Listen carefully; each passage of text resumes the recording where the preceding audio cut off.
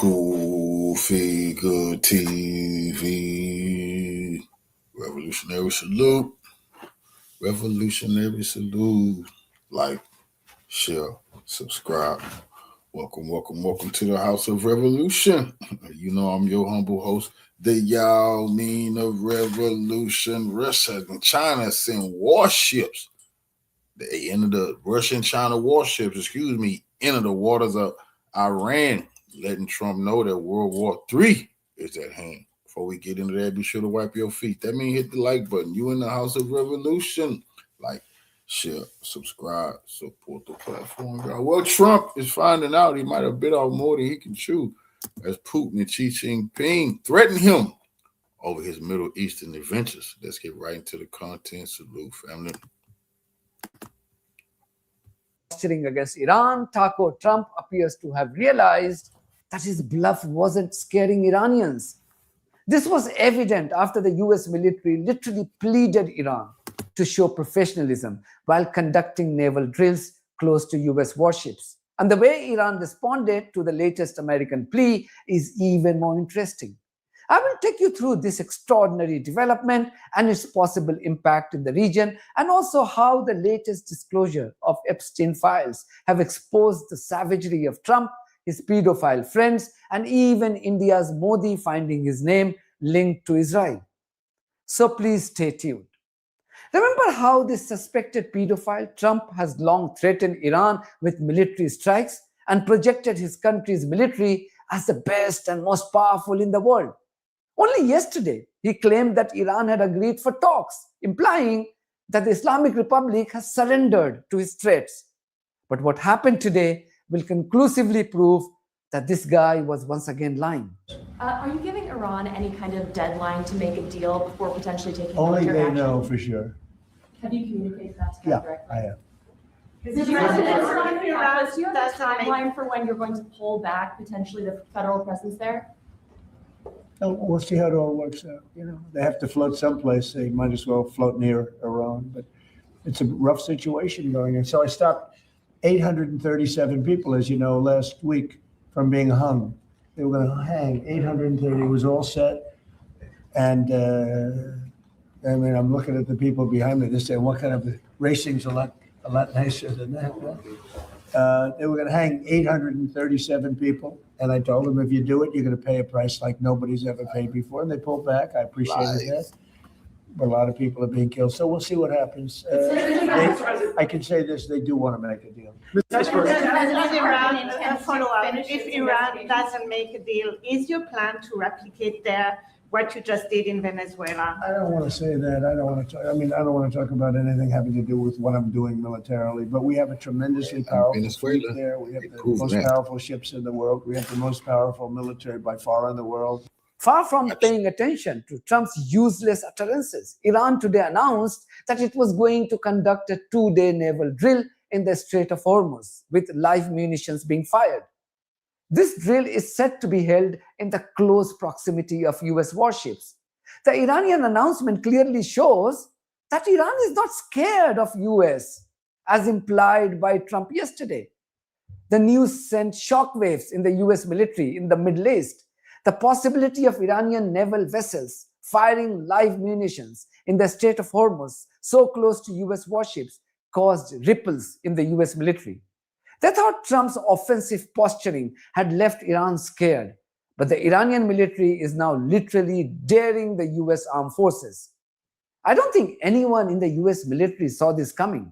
The prospect of Iranian naval forces staring at US warships from such a close quarter. Americans are now forced to make a desperate plea to Iranians. Iran is not Venezuela. You cannot park them warships off the coast of Iran and in their waters and think you can bully them. And they're showing the U.S. that. But unlike Venezuela, Russia and China done pulled up with their naval assets. Requesting them to conduct the naval drill responsibly and with professionalism. Here's what the US Central Command said in its urgent communication. It read, and I quote, "Yesterday, Iran announced that the Islamic Revolutionary Guard Corps, IRGC, is conducting a 2-day live-fire naval exercise in the Strait of Hormuz, scheduled to begin on Sunday. US Central Command, CENTCOM, urges the IRGC to conduct the announced naval exercise in a manner that is safe, professional, and avoids unnecessary risk to freedom of navigation for international maritime traffic. The Strait of Hormuz is an international sea passage and an essential trade corridor that supports regional economic prosperity. On any given day, roughly 100 of the world's merchant vessels transit the narrow strait. US forces acknowledge Iran's right to operate professionally in international airspace and waters. Any unsafe and unprofessional behavior near US forces, regional partners, or commercial vessels increases risks of collision, escalation, and destabilization. CENTCOM will ensure the safety of US personnel, ships, and aircraft operating in the Middle East. We will not tolerate unsafe IRGC actions, including overflight of US military vessels engaged in flight operations, low altitude, or armed overflight of US military assets when intentions are unclear. High-speed boat approaches on a collision course with US military vessels or weapons trained at US forces. The US military has the most highly trained and lethal force in the world and will continue to operate with the highest levels of professionalism and adhere to international norms. Iran's IRGC must do the same. End quote. Iran's foreign minister, Sayyid Abbas Araghchi's reply was quite amazing and capable of inflicting more humiliation on Taco Trump. Sharing a world map on Twitter, he wrote, and I quote, "Marked in yellow in the Western Hemisphere, you have the United States. Several oceans away, on the other side of the planet, Iran's borders are marked in yellow. The little circle in red is the Strait of Hormuz. Operating off our shores, the US military is now attempting to dictate how our powerful armed forces should conduct target practice in their own turf. CENTCOM is also requesting professionalism from a national military the US government has listed as a terrorist organization, all while recognizing the right of that same terrorist organization to conduct military drills. This is the level of absurdity the world is now facing, and which European governments have actively decided to embrace.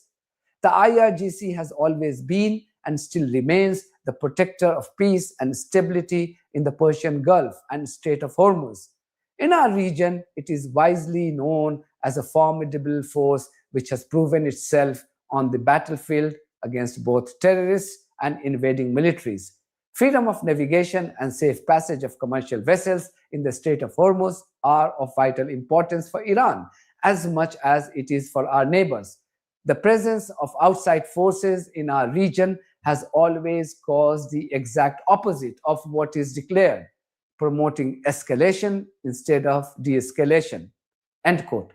Araghchi has a point here, doesn't he?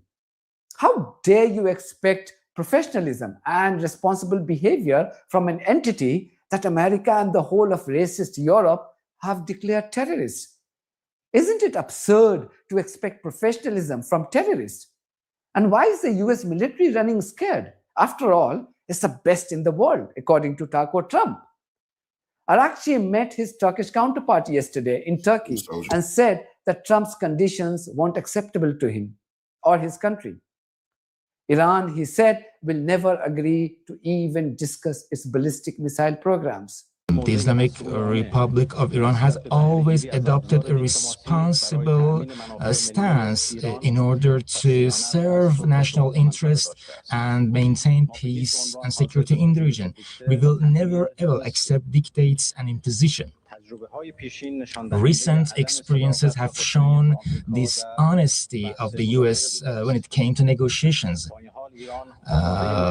Despite this, Iran is willing to take part in any diplomatic process that is meaningful, reasonable, and will address our legitimate and lawful concerns. The Islamic Republic of Iran is ready to once again to come to the negotiating table for nuclear issues. The Islamic Republic of Iran has never sought nuclear weapons, and these weapons have no place in our security calculations. And we are prepared to build trust that our nuclear program is peaceful. We have always been ready to do so, and now we are ready to do so. We are ready to enter negotiations if these negotiations are held in an equal level based on mutual interests and with reciprocal respect. As for the Islamic Republic's nuclear program, Trump and his Israeli masters wanted to stop altogether. Once again, this is simply not acceptable to Iranians. And where is the question of discussing a program which Trump's best military in the world had completely and totally obliterated only last year?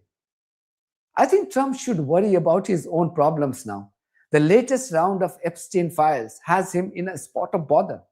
I'm sharing a snapshot of the released files on your screen. You can see them on your screen right now. And the rest you can view it on our Telegram channel. The mere thought of this man called Trump abusing young kids with the help of his Israeli spy friend is revolting. And Americans have chosen this man, a sick man, mentally sick man, as their president not once but twice. This says a lot about the moral compass of Trump's support base. Just imagine if the children abused by this man and his pedophile friend called Jeffrey Epstein and others were your children. Just go to Twitter and search for Epstein files and see what you find. The latest disclosure has even the Indian government scurrying for cover. One of Epstein's emails claimed that India's Narendra Modi had sung and danced in Israel, seemingly on Epstein's instruction. The Indian Foreign Ministry spokesperson was quick to issue a denial. We have seen reports from an email message from the so-called Epstein files that has a reference to the Prime Minister and his visit to Israel. Beyond the fact of the Prime Minister's official visit to Israel in July 2017, the rest of the allusions in the email are little more than trashy ruminations by a convicted criminal, which deserve to be dismissed with the utmost contempt. That's a lie. The more you learn about the That's a lie. Indian Modi, now we know how he got to become Prime Minister of India. He down with the Zionists. Epstein files and its main perpetrators, including Bill Clinton, Bill Gates, Elon Musk, Howard Lutnick, Prince Andrew, a former Prince Andrew, the more you become convinced about one fact, that Israel and evil are inseparable. Every suspected pedophile is an Israeli slave. What does it say? Just see the image and videos of some of these pedophiles chasing young girls and brutalizing them. If America and the West had functioning and non-corrupt judiciary, all of these evil men should be in jail by now. But not only are they out, they're also controlling the world order, the global order. These victims of child abuse may never get justice. That's a cruel world we live in.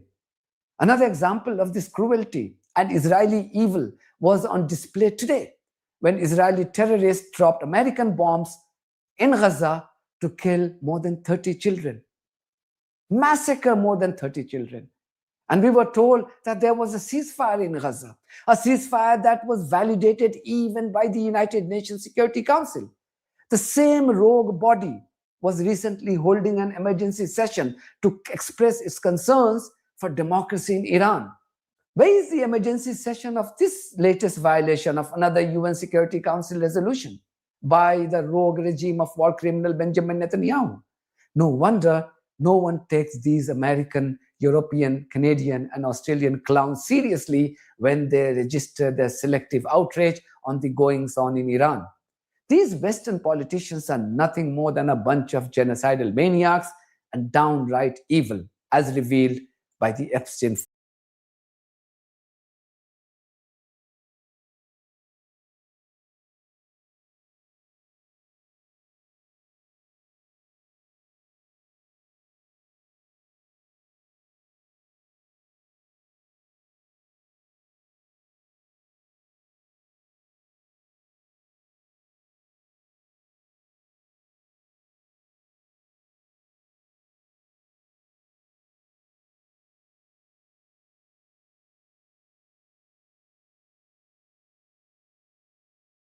Chinese, Russian, and Iranian warships arrive at South Africa's ports for a week of naval exercises. The drills come amid rising global tensions and risk further straining Pretoria's relations with Washington. This is the start of a week-long program of naval exercises that bring together members of the BRICS Plus group. Ahead of naval exercises involving BRICS countries in South African waters, 2 Chinese naval ships as well as an Iranian vessel were seen arriving in Cape Town. Some days ago, Beijing publicly confirmed it was leading a multinational naval exercise dubbed Will for Peace 2026, held from early to mid-January off South Africa. China don't have a choice. Can't wait for the U.S. to come strangle it in China. It already let the U.S. make a move in Venezuela. They've been let the U.S. make the move in Libya. They know the Iran piece on the chessboard cannot get knocked over. Africa's coast under the BRICS Plus banner, an arrangement that, crucially, placed Chinese, Russian and Iranian naval forces in the same operating box at the same time, practicing maritime security and interoperability drills in full view of a nervous West. And that matters more today because Washington's tone has sharply hardened. In the last week alone, President Donald Trump has described a U.S. naval armada moving toward Iran and warned that if Tehran refuses a nuclear deal, the next strike would be far worse, with the USS Abraham Lincoln Carrier Strike Group now confirmed inside CENTCOM's area of responsibility. And in June, we obliterated Iran's nuclear capacity in Operation Midnight Hammer. You saw that. People have been waiting for 22 years to do that, and we were right at the end. They were about a month away from having a nuclear weapon. We had to do it. And by the way, there's another beautiful armada floating beautifully toward Iran right now. So we'll see. I hope they make a deal. I hope they make a deal. They should have made a deal the first time they'd have a country. Now, layer in the immediate reactions, Iran's leadership has signaled that it will not be negotiated into strategic helplessness, framing its posture as deterrence, not adventurism, while its security institutions keep turning the dial on readiness. Reuters reported that Iran's IRGC naval forces plan live-fire exercises in the Strait of Hormuz on February 1st too, right at the world's most sensitive energy choke point. At the same time, U.S. officials are projecting preparedness.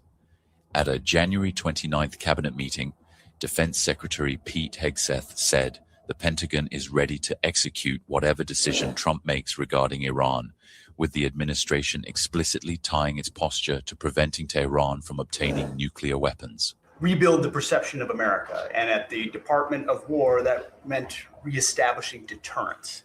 What happened in Afghanistan, what happened in Ukraine, a war that never would have occurred, what happened on October 7th in Israel, never would have happened under President Trump.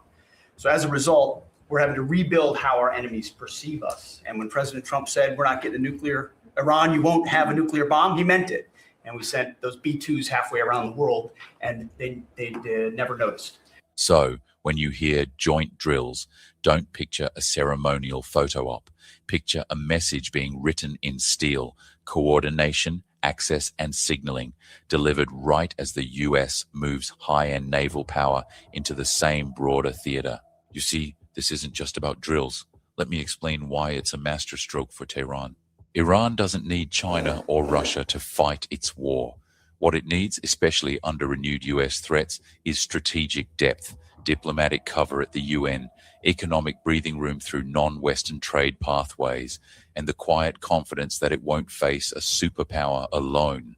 When Chinese defense messaging says these exercises aim to deepen military exchanges and improve the ability to jointly respond to maritime threats, that language is carefully chosen.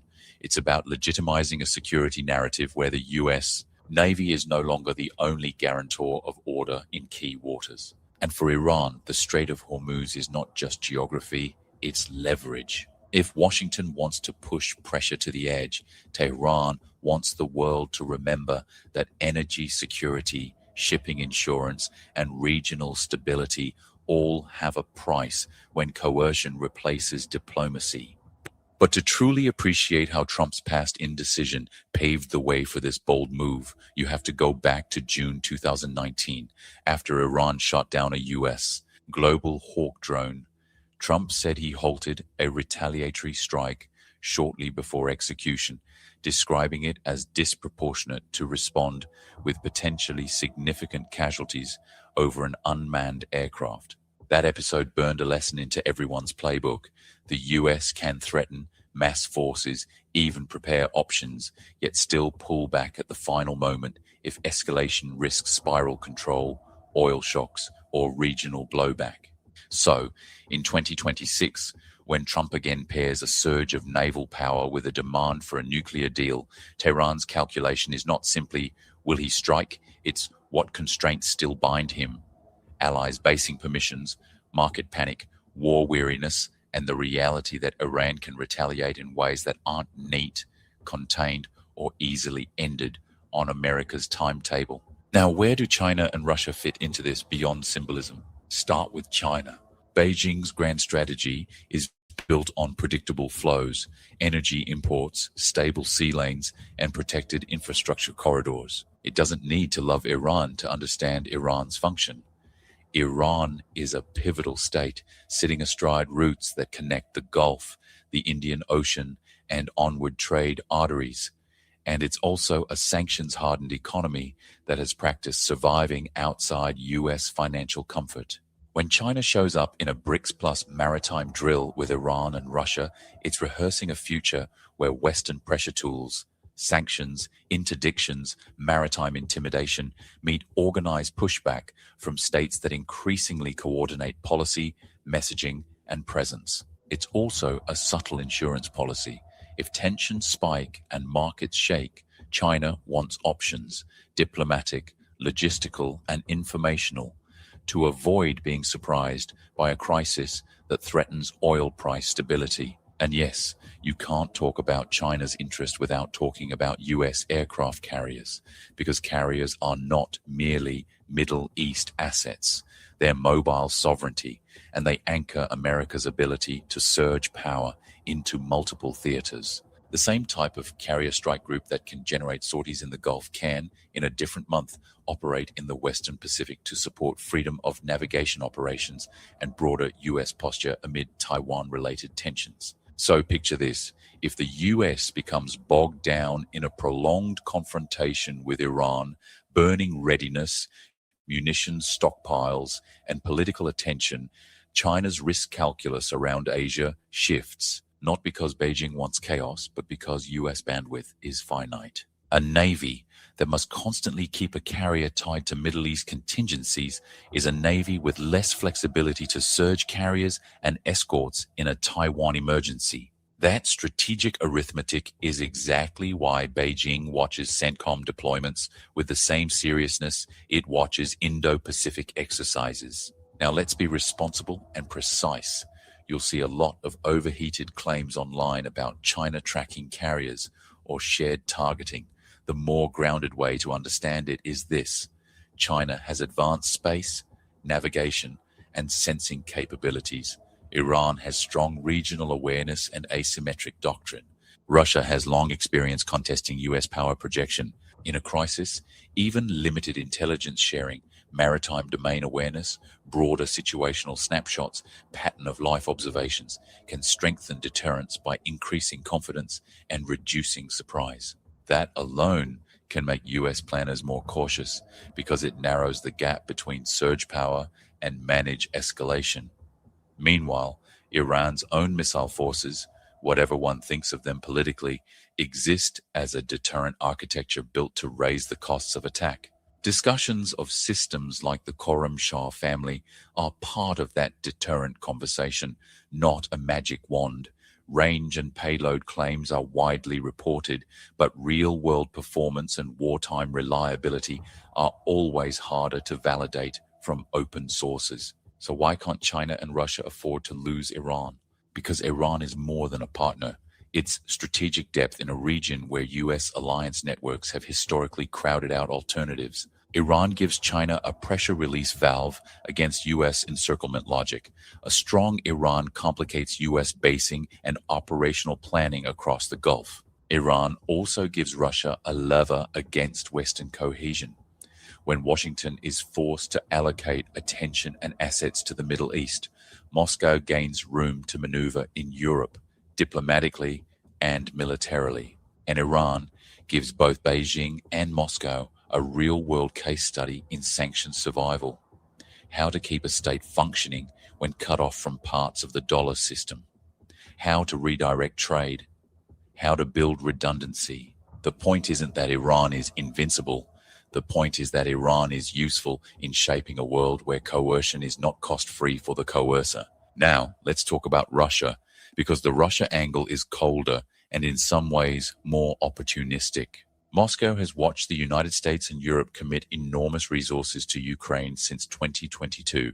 Even if you debate the exact accounting method, the scale is undeniable across major trackers and official tallies, with US commitments running deep into the hundreds of billions when you include supplemental appropriations and related spending, and military assistance alone reaching very large figures by 2025 in US government reporting. Russia also absorbed major strategic setbacks and shocks early in the war. Kherson's liberation in November 2022 is one symbolic marker of how costly the conflict became. So, when tensions flare between the US and Iran, Russia sees something like geopolitical arbitrage. If America is overstretched, politically, logistically, industrially, Russia's relative freedom of action improves. That doesn't require Moscow to start a US-Iran war. It only requires Russia to quietly benefit from the diversion, while presenting itself as a responsible voice calling for de-escalation and negotiation when it suits its narrative. And here's the part people miss. The value of Iran to Russia is not only military, it's also about undermining the idea that the West can isolate any major regional power indefinitely. That's why you keep seeing these convergences, naval exercises, diplomatic statements, BRICS plus symbolism, sanctions-resistant trade talk, coalescing into what feels like an emerging bloc without necessarily becoming a formal alliance. It's a partnership designed to be deniable, flexible, and scalable. If pressure eases, cooperation can be described as maritime security. If pressure spikes, the same cooperation becomes strategic coordination. Meanwhile, Washington's posture is intentionally ambiguous because ambiguity is a tool. Trump has publicly framed the choice as a deal or a far worse strike, and Reuters reporting shows the US has moved major naval forces toward the region while also signaling it hasn't made a final decision on attack. That posture tries to force Tehran into a psychological dilemma: concede early to avoid war or hold firm and risk a strike. But Iran's countermove is to widen the dilemma. If the US strikes, it becomes a regional crisis with strategic consequences, shipping risk, allied base politics, and escalation ladders that can't be controlled by press statements. That's exactly why Iran pairs diplomacy with readiness, and why it uses the geography of Hormuz as both shield and signal, including exercises like the reported IRGC live fire drills planned for early February. Now let me land this with the big picture, because that's what ties everything together. China, Russia, and Iran are not building a romance, they're building a system where joint drills normalize military coordination, where BRICS plus framing gives political cover, where maritime exercises turn into operational familiarity, where sanctions pressure produces alternative plumbing, and where US threats no longer operate in a vacuum. In that system, Iran's role is pivotal precisely because Iran sits at the junction of energy, geography, and resistance to US dictates. And the US response, carriers, readiness exercises, public threats, is meant to reassert deterrence. But it also reveals something. The world is no longer unipolar enough for deterrence to be cheap.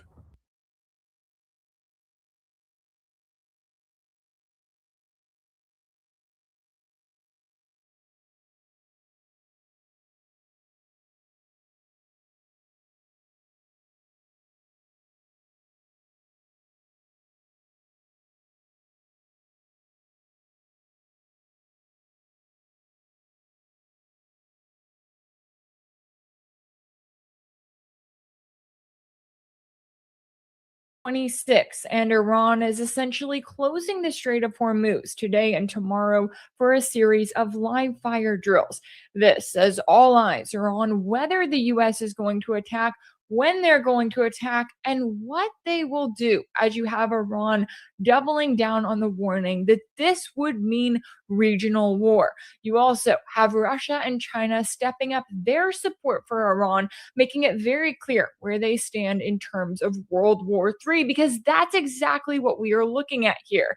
We are going to be getting into all of the latest updates here in today's video. Just a quick note before we do that if anything in this video resonates with you and you want to support my work, you can always sign up as a paid subscriber over on my page on Substack or on Patreon. You can also send a one-time donation on Buy Me a Coffee. I'll leave all of the links in the description below. And now let's get into the latest. And let's start off with the report that Iran's Revolutionary Guard naval forces are carrying out live fire exercises in the Strait of Hormuz on February 1st and 2nd. As Reuters noted, the strait is the world's most vital oil export route, which connects the biggest Gulf producers such as Saudi Arabia, Iran, Iraq, and the United Arab Emirates with the Gulf of Oman and the Arabian Sea. As our friend of the show, Ihsan Sefarnijad, noted on X, the Strait of Hormuz will be de facto closed for 2 days based on Iran's warning. The measures are taken to showcase what can happen if Iran treats the upcoming U.S. attack as an all-out war. And as we're seeing, once again, Iran is desperately trying to warn the United States that you do not want to pick this fight. They're looking at the Trump administration, they're going,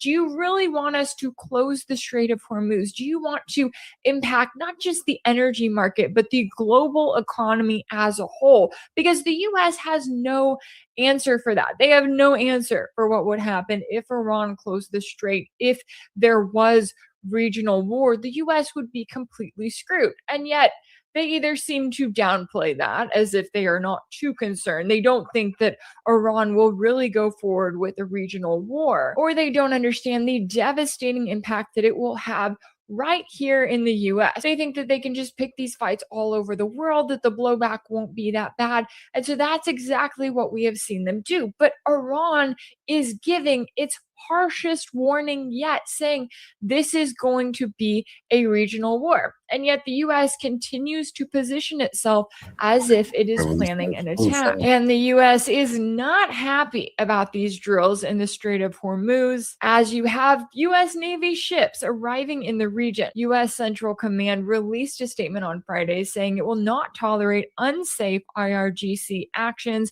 including overflight of US military vessels engaged in flight operations, low altitude or armed overflight of US military assets when intentions are unclear, high-speed boat approaches on a collision course with US military vessels, or weapons trained at US forces. And I know that the comparison is often made, but can you imagine what would happen if, say, Russia or China decided that they were going to put their military assets in Mexico or in Canada, in the backyard of the US, and then they put out a statement telling the US, don't you dare do this whole list of things around our military assets that we put in your backyard.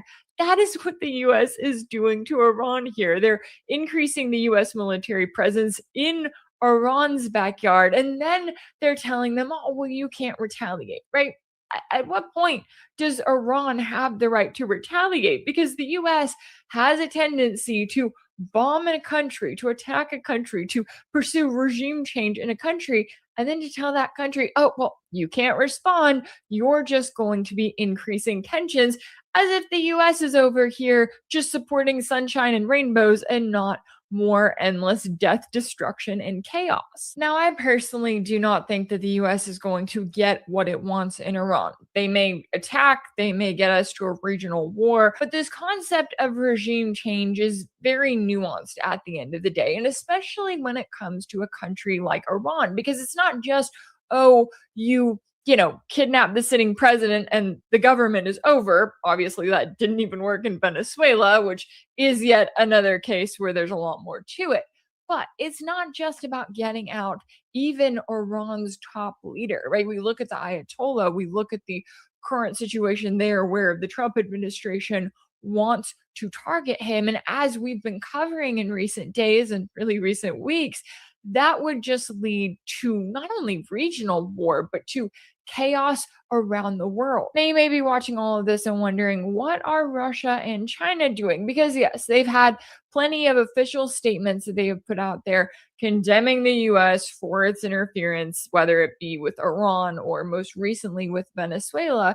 But they are also taking some meaningful action to send a very important message to the US right now, as you have reports that Iran plans to hold joint naval exercises with Russia and China in the northern Indian Ocean region in mid-February. This would be the 8th edition of the joint drills, known as the Maritime Security Belt, and the drills were launched back in 2019. You also have reports that Iran, China, and Russia have signed a trilateral strategic pact. And while it doesn't include a formal mutual defense clause, it does appear to link the three major powers in a broader geopolitical coalition defined by shared opposition to Western military dominance and economic coercion. Now, I know that I'm already going to get comments from people saying, well, Russia and China should be doing more. They each have their own strategic pacts with Iran, but when it comes down to it, we have to remember that one of the things that the US has been so focused on doing is isolating each of these countries and keeping them busy in their own region. So, for example, you look at Russia, they're pretty busy with the war in Ukraine. That is their top priority. So, there's only so much they can do to help Iran. And that's something that the US has been very intentional in making happen. They want it to be known that Russia, China, and Iran are so busy fighting off the US in their own regions that they struggle to work together and to fully help each other. Now, that doesn't mean that they can't supply each other with military supplies. That doesn't mean that they can't hold joint drills, which obviously they are. And I do think that they are sending a very important message to the US.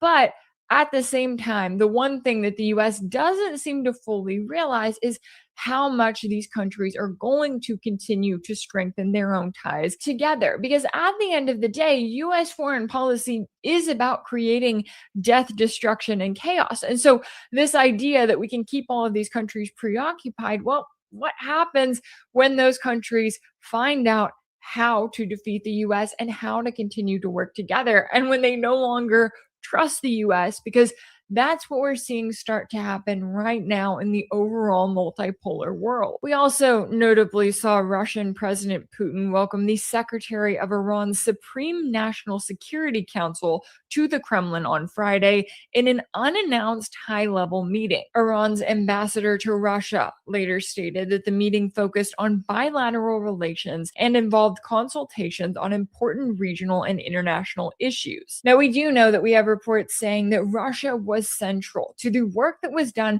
by the Iranian government and military to take out the foreign influence that was fueling the ongoing violent riots and protests inside the country. There's been a lot of back and forth on how that operation worked out, but it specifically was targeting those Starlink satellites. And so I'm interested to see how much more comes out about that in terms of information. But I do think that we are seeing an increased effort by Russia and by China to do everything that they can do to stand with Iran. And I think that everything that they can do is more than the US expects right now. And yet you still have US Secretary of War Pete Hegseth declaring that the military is fully prepared to deliver whatever Trump orders regarding Iran as a naval armada moves toward the region. You also have the Wall Street Journal noting that the Pentagon is scrambling to better protect Israel, Arab allies, and American forces for an eventual retaliation from Iran, and that Washington really needs to bolster its air defenses in the Middle East. This comes as the US approves more than $6.5 billion in new potential military sales to Israel amid rising tensions with Iran. That includes light tactical vehicles, Apache helicopters, and on and on. And I love how the US is just now figuring out that it needs to bolster its air defenses in the region, because military experts who have been coming on my show for months have been saying exactly that the US is not prepared for a full retaliation from Iran, especially if it has the help and support of countries like Russia and China. Now, as all of this is happening, there was also one very interesting report that stuck out to me, which came from Axios. And we know Axios, they're always claiming they have the anonymous sources, but in this case, they're talking about Saudi Arabia. They're claiming that Saudi Arabia's defense minister said in a private briefing on Friday in Washington that if Trump doesn't follow through on his threats against Iran, their government will end up stronger. Now, this is an interesting article because everything we've heard publicly from Saudi Arabia has been that they don't want an attack, right? We heard from Saudi Arabia's crown prince that he had a phone call with Iran's president, that he was saying that the kingdom will not allow the US to use its airspace for any sort of attack against Iran. Now, could all of that change immediately? Yeah, unfortunately, it could. However, it is interesting to see alleged comments like this because, of course, it's coming from anonymous sources. We don't know what was actually said, but the allegation that Saudi Arabia would actually be in support of an attack against Iran, and that they think that if the US backs down and doesn't do it, oh, well, then that's just going to make Iran stronger. So I'm really curious to see what else we hear from this, because of course, if we're talking about a regional war, Saudi Arabia would also be targeted. They would also be weakened. So to argue that, oh, you have to attack or else the Iranian government is going to end up stronger, well, you can have a regional war and everyone in the region can end up weaker. I mean, I guess that's also an option, but there really are no good options here. And we saw yet another warning coming from Iran's leader as he spoke out earlier with comments posted on X that included, Americans must know that if they trigger the war this time, this war will be a regional war. He went on to say the fact that Americans sometimes talk about war, saying we will come with planes and ships is not something new. The Iranian nation will not be intimidated by such statements. It is not necessary to frighten the Iranian nation with such threats. He also said, we are not the ones who start the war. We do not want to harm anyone. We do not want to attack any country. But in the face of anyone who would seek to attack it and harm it, the Iranian nation will deliver a firm punch. So where does that leave us? Because once again, Iran is issuing these warnings, telling the Trump administration, you don't want this fight. And I think my biggest concern here is when I look at the Trump administration, I do not think that Donald Trump fully understands what's at stake here. I think he's got Israel in his ear.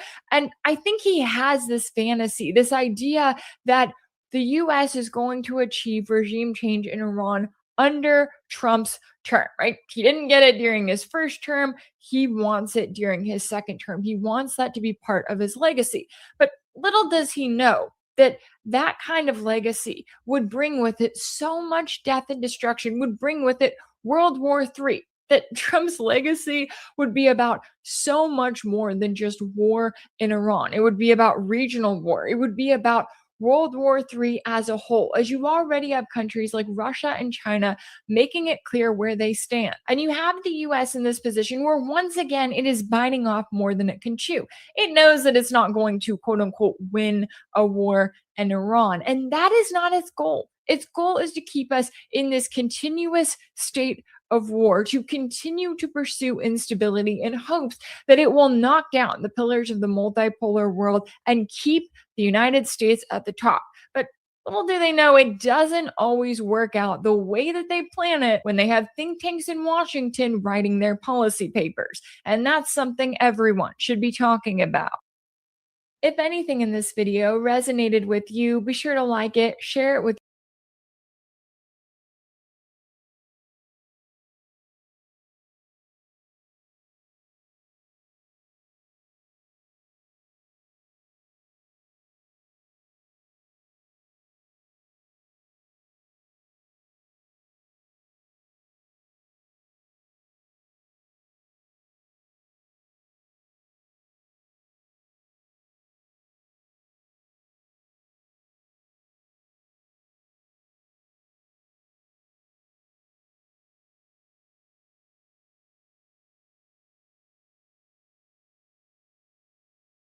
happening. Right now, at this exact moment, Russian military advisors are operating advanced air defense systems on Iranian soil.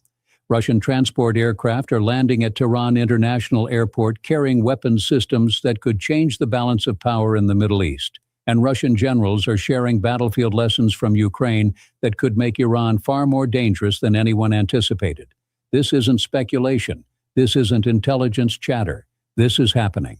On January 10, 2026, Russia and Iran conducted joint military exercises involving coordinated operations and tactical maneuvers.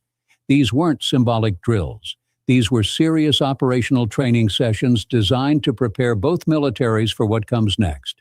Exactly 1 year earlier, on January 17, 2025, Russian President Vladimir Putin and Iranian President Masoud Pezeshkian signed the Treaty on Comprehensive Strategic Partnership, a 20-year agreement, 47 articles, covering defense, counterterrorism, energy, finance, technology, cybersecurity, and regional security. The treaty doesn't include a mutual defense clause. Russia and Iran aren't formal military allies. But what they've built is something more dangerous than an alliance. They've built a strategic partnership based on shared necessity. Both countries face Western sanctions. Both countries face American military pressure. Both countries need each other to survive. And survival means sharing everything: military technology, battlefield intelligence, lessons learned from fighting Western powers and their allies. Let me show you exactly what Russia is giving Iran. Let me walk you through the weapons systems, the advisors, the tactics being transferred from Ukraine's battlefields to Iran's defense planning. And let me explain why this makes the current crisis between the United States and Iran far more dangerous than most people realize. Start with the most critical system, the S-400 Triumph air defense system. According to multiple Iranian government officials and Islamic Revolutionary Guard Corps officers, Russia has delivered at least one division of the S-400 system to Iran. The New York Times confirmed the deliveries. Defense Mirror reported the system was deployed near Isfahan, one of Iran's key nuclear facilities.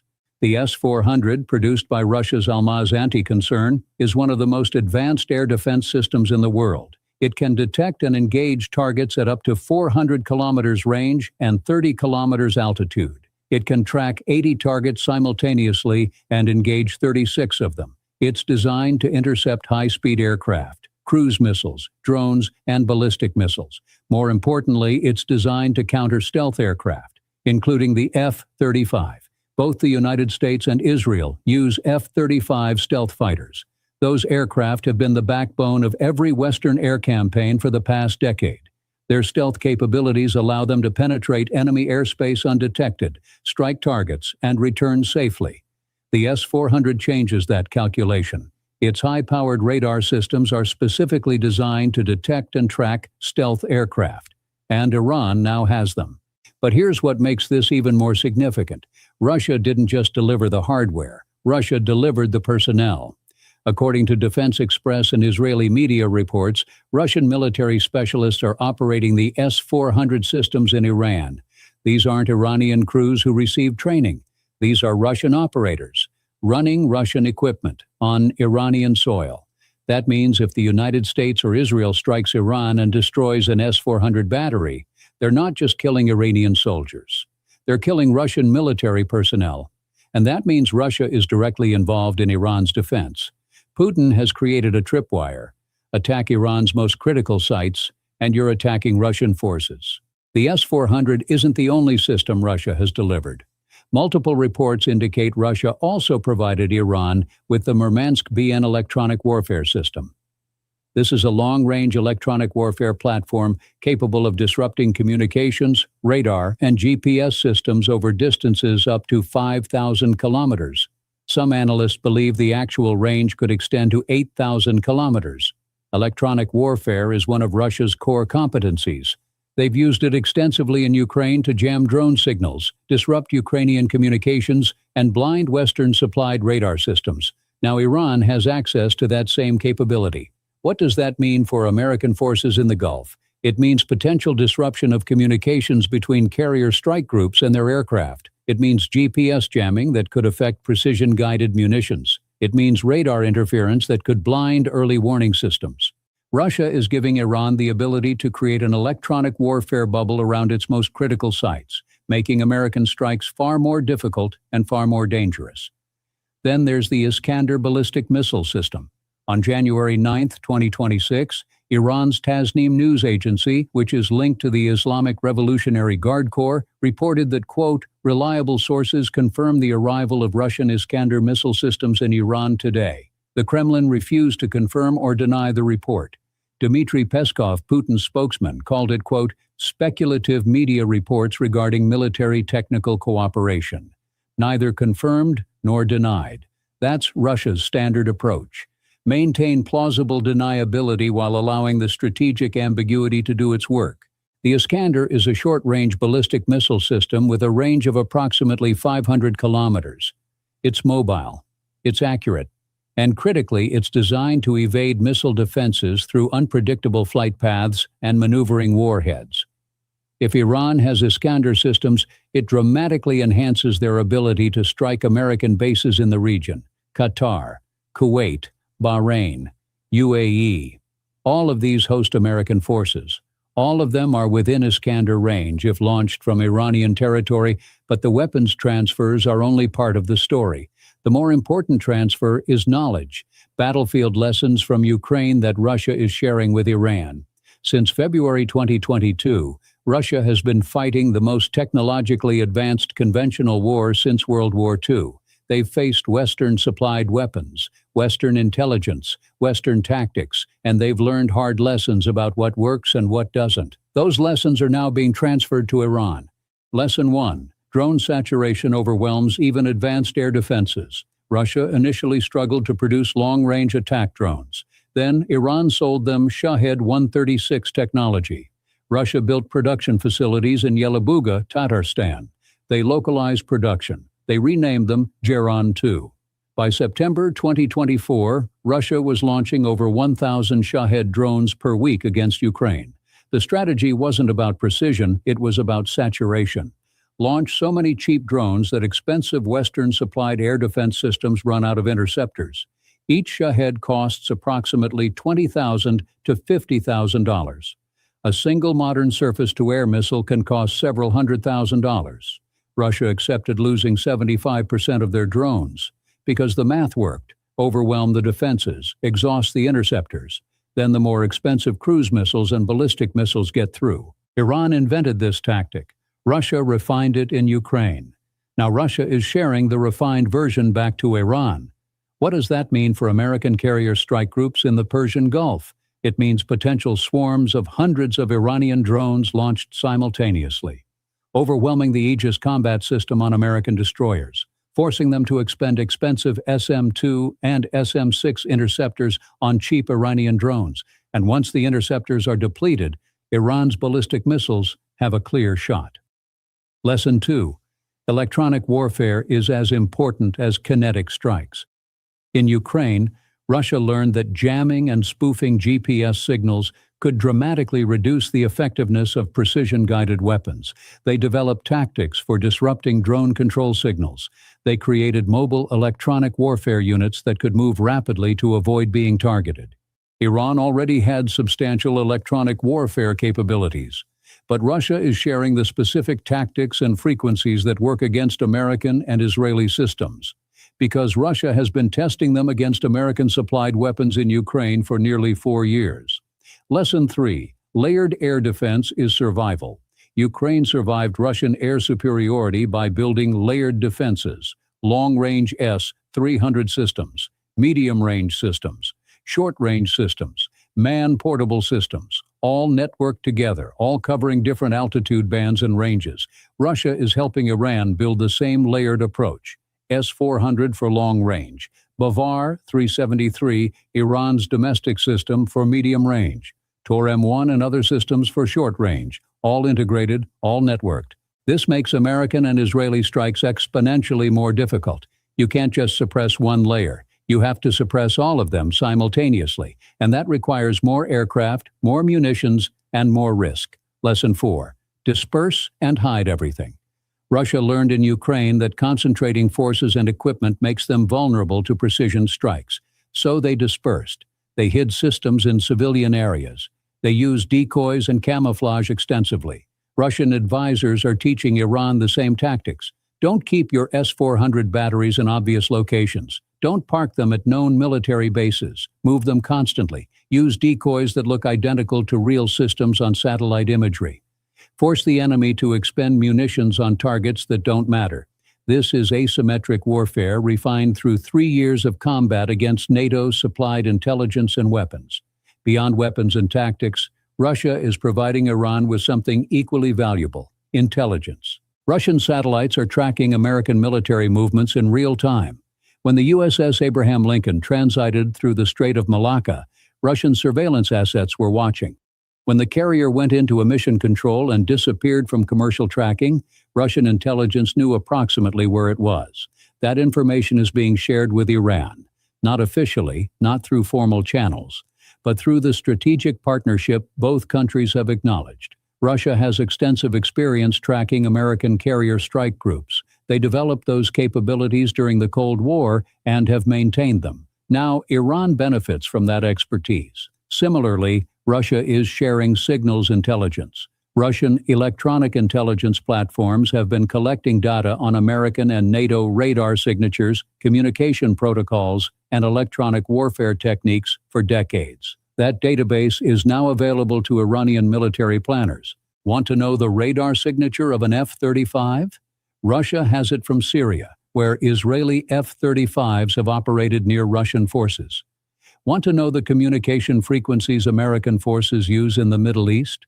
Russia has intercepted them. This intelligence sharing transforms Iran's defensive capabilities. They're not guessing anymore. They're planning based on actual data from Russian intelligence collection. But the cooperation goes deeper than bilateral Russia-Iran coordination. On January 27, 2026, Russian Defense Minister Andrei Belousov held a video call with his Chinese counterpart Dong Jun. According to a Russian Defense Ministry statement, Belousov said, quote, "The developments in Venezuela and Iran require Moscow and Beijing to conduct constant analysis of the situation in the security sphere and take corresponding actions." Constant analysis, corresponding actions. That's diplomatic language for coordinated responses. China, Russia, and Iran are forming a de facto strategic triangle, not a formal alliance, but a coordination mechanism where each country's actions support the other's interests. China provides Iran with access to international markets despite sanctions. China supplies critical components for Iran's drone production and missile programs. Chinese HQ-9P and HQ-22 air defense systems have been delivered to Iran alongside Russian S-400s.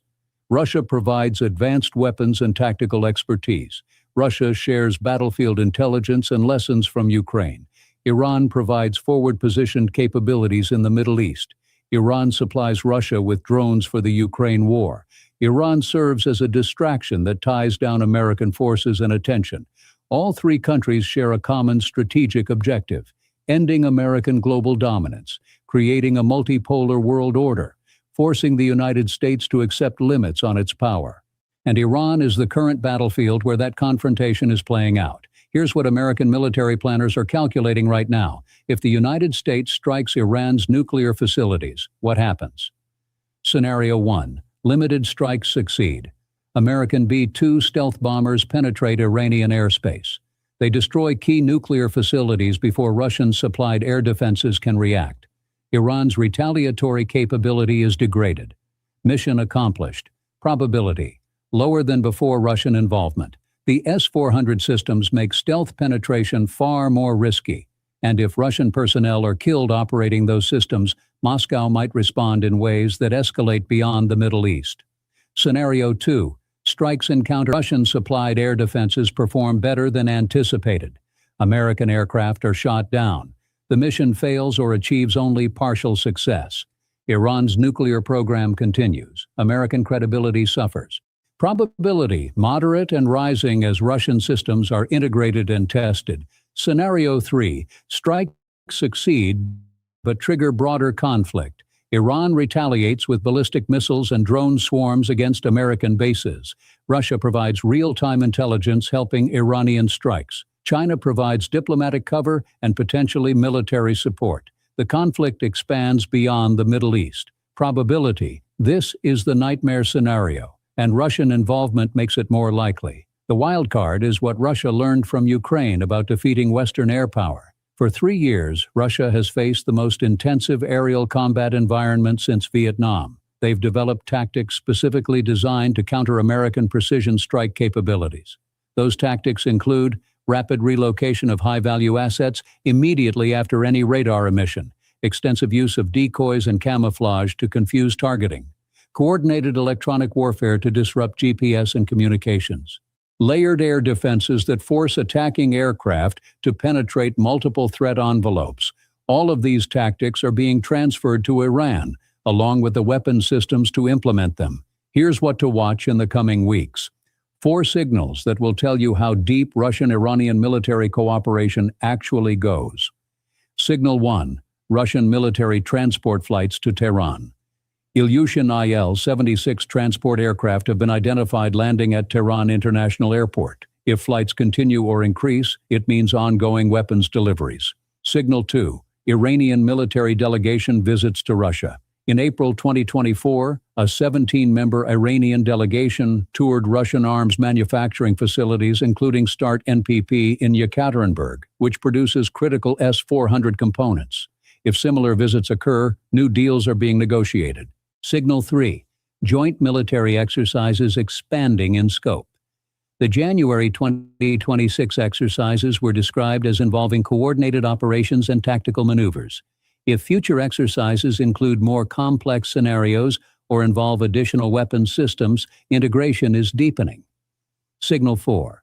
Russian personnel presence in Iran. If satellite imagery or intelligence reports confirm Russian military personnel operating air defense systems, electronic warfare platforms, or other advanced weapons in Iran, direct Russian involvement is confirmed. Right now, Iran faces the largest American military buildup in years. The USS Abraham Lincoln Carrier Strike Group is approaching the Persian Gulf. Additional forces are positioning throughout the region. Trump has threatened military strikes if Iran conducts mass executions of protesters.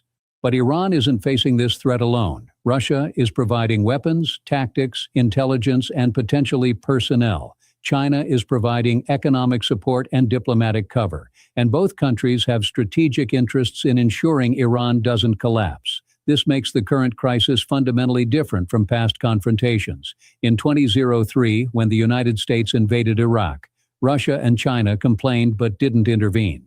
In 2011, when NATO struck Libya, Russia and China abstained at the UN Security Council. In 2026, that calculus has changed. Russia cannot afford to lose Iran as a strategic partner. China cannot afford to lose access to Iranian energy markets. And both countries are prepared to take corresponding actions to protect their interests. What those actions might be remains unclear. But the groundwork has been laid through weapons transfers, intelligence sharing, and joint military planning. The message Russia is sending is clear. Strike Iran, and you're not just fighting Iran. You're testing how far Russia and China are willing to go to protect a strategic partner. And nobody knows the answer to that question, because we've never been in this situation before. I'll be tracking Russian-Iranian military cooperation daily. When new weapon systems are delivered, I'll report.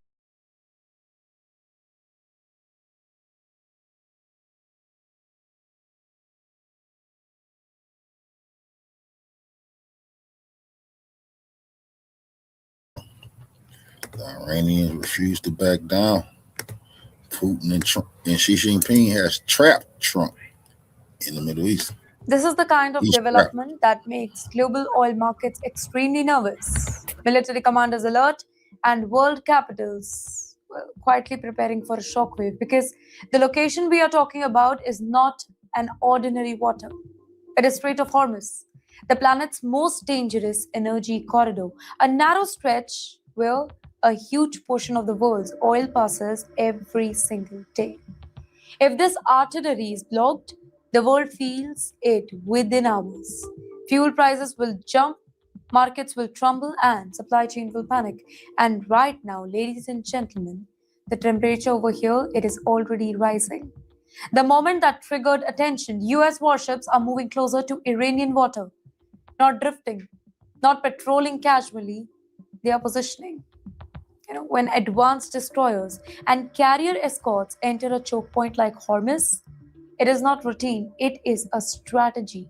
It is signaling, and Iran has responded, but not in a way that many have actually expected. No dramatic missile launch here, no deafening explosions. Instead, silence, speed, and shadow. Then enters the ghost boats. Imagine scanning the ocean with the most advanced radar system money can buy, and still missing what is coming. Low on the water, fast, hard to detect.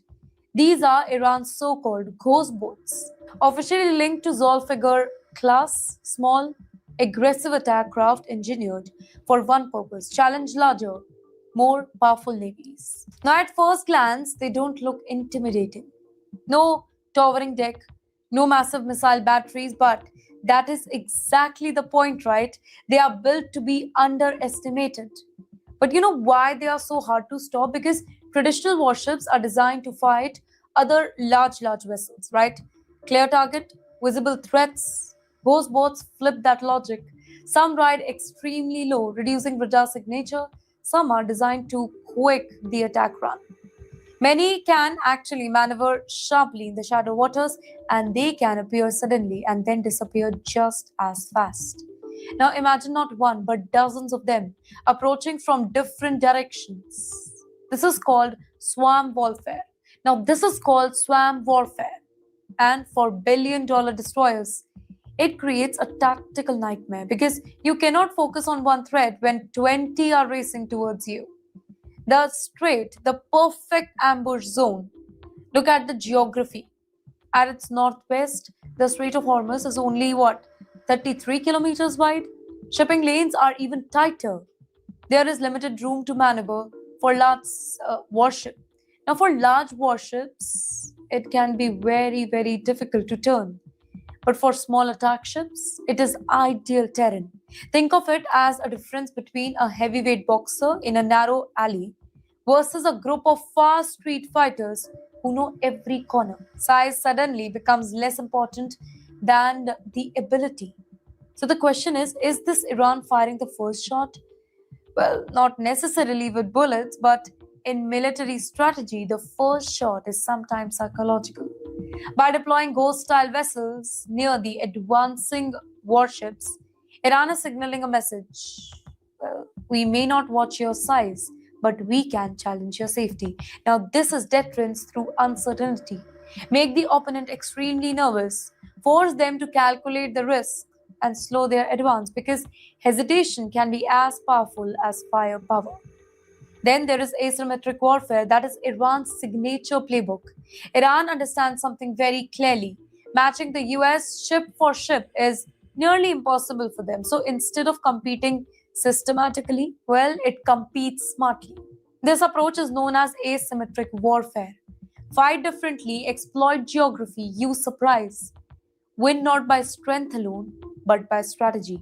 Ghost boats fits perfectly in this doctrine. Cheap as compared to the destroyer, fast to produce, dangerous in number. A classic case of low cost versus high consequences.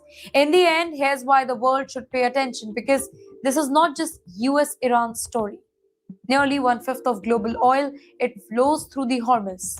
Any disruption over here can trigger instant spike in crude prices, higher petrol cost worldwide, shipping insurance, chaos, market volatility here, and even countries who are thousands of kilometers away would feel the shock, including energy import nations, including fast-growing economies, including everyday consumers. Yes, even the price you pay at the pump is connected to waters like these.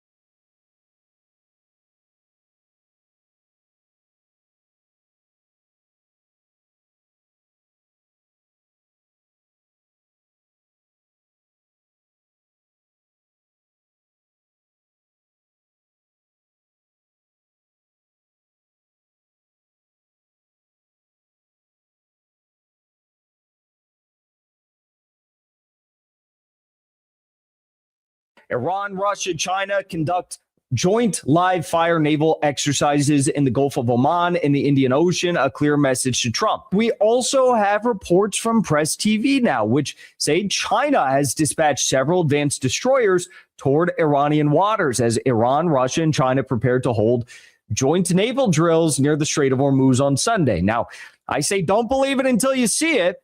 Well, we're kind of beginning to see it. We're beginning to see some movement, and that is crazy. At the point in time when everyone is, moment by moment, second by second, waiting, watching each and every night Iran time to see if the U.S. will take action, if Israel will take action, China and Russia apparently are saying, so what? We have live fire military drills to do. One of the big ideas that Trump has is to, apparently this is being reported, to do a maritime blockade around Iran and the Strait of Hormuz. Now, this is a really stupid idea. I guess some of these, 4-star generals have convinced Trump that Iran is the equivalent of Venezuela. Therefore, no fear, we can do a maritime blockade and stop the shipment of their oil, just like we did unto Venezuela. Now, anyone who believes that would not only have to be naive, they would have to be extremely stupid, that these things are somehow equivalent, okay? Iran is a behemoth. Iran is a much stronger military power than Venezuela. Iran has their own domestic, military industrial complex, if you will. It's far less nefarious than the military industrial complex we think of in the United States. But yes, you would have to be very stupid to believe that. In fact, if you look at Russia, if you look at their Geranium 2 and 3 drones that they're using to take out multi-million-dollar, HIMARS systems in Ukraine, these are effectively Iranian drones, Shahed drones that they have, they have tinkered with and made more suitable to the conditions in Ukraine. So Iran really is a major power. They are technologically advanced. They have thousands upon tens of thousands upon tens of thousands of munitions, missiles, drones, naval drones, and really interesting missiles, which we'll discuss here in a second, at their disposal to utilize in a situation like this. And what do I mean by that? Well, let's take a look here, because a maritime blockade would be an absolute mess. But maybe that's what some in Israel or some in the U.S. deep state really want. Iran, in response to these threats of a potential closure of the Strait of Hormuz via the doing of a U.S. blockade, maritime blockade, has announced that actually, no, they will be closing the Strait of Hormuz first. It is, albeit the de facto closure of the Strait of Hormuz. This measure is being taken to showcase what can happen if Iran treats the upcoming U.S. attacks as an all-out war. All right, now what is going on here is actually far more interesting than the headline. As we all know, Iran does possess the capability to sink U.S. Navy aircraft carriers in a war.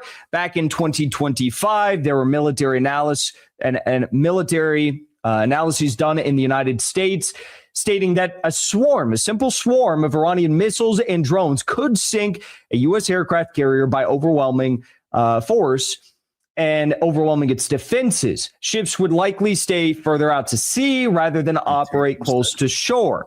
Okay, so some people have pointed this out, that the only way in which the U.S. could operate in some sort of a long-term conflict in and around Iran is if, in fact, they operate from afar. And that also leads to the conclusion that many, myself included, are inclined to believe that in the 12-day war, the U.S. did not fly B-2 bombers over Iran. In fact, they use naval assets, in particular submarines, from afar to do the damage that they did at the Iranian nuclear sites. But what is even more interesting, and I guess concerning for the United States, regarding these naval drills from the IRGC in the Strait of Hormuz, I guess it would be in the Sea of Oman, is not that they're happening, but in fact that there are reports take this with a grain of salt, that Russia and China will be participating. Okay. Not sure if this is really happening. This is from Gilman. But if Russia. They are absolutely there. They're absolutely participating. They are absolutely in the Strait of Hormuz, getting Iran ready to destroy any U.S. sabotage. That's just a fact. Russia and China are shifting naval forces in the exact U.S. fleet assembling area. Iran will get the exact coordinates to strike those ships. Now, it's not that they necessarily need it. Iran has satellites up in the air now, thanks to Russia, right? The Russian, or maybe it was Chinese. It was Russian, right? The Russian rocket launcher boosted Iranian satellites, domestically produced satellites, up into the sky, into orbit. And they are now monitoring the situation, which is actually quite incredible. And it's been very useful for Iran thus far. Okay, so again, Iran, Russia, China conduct joint live fire naval exercises in the Gulf of Oman in the Indian Ocean, a clear message to Trump.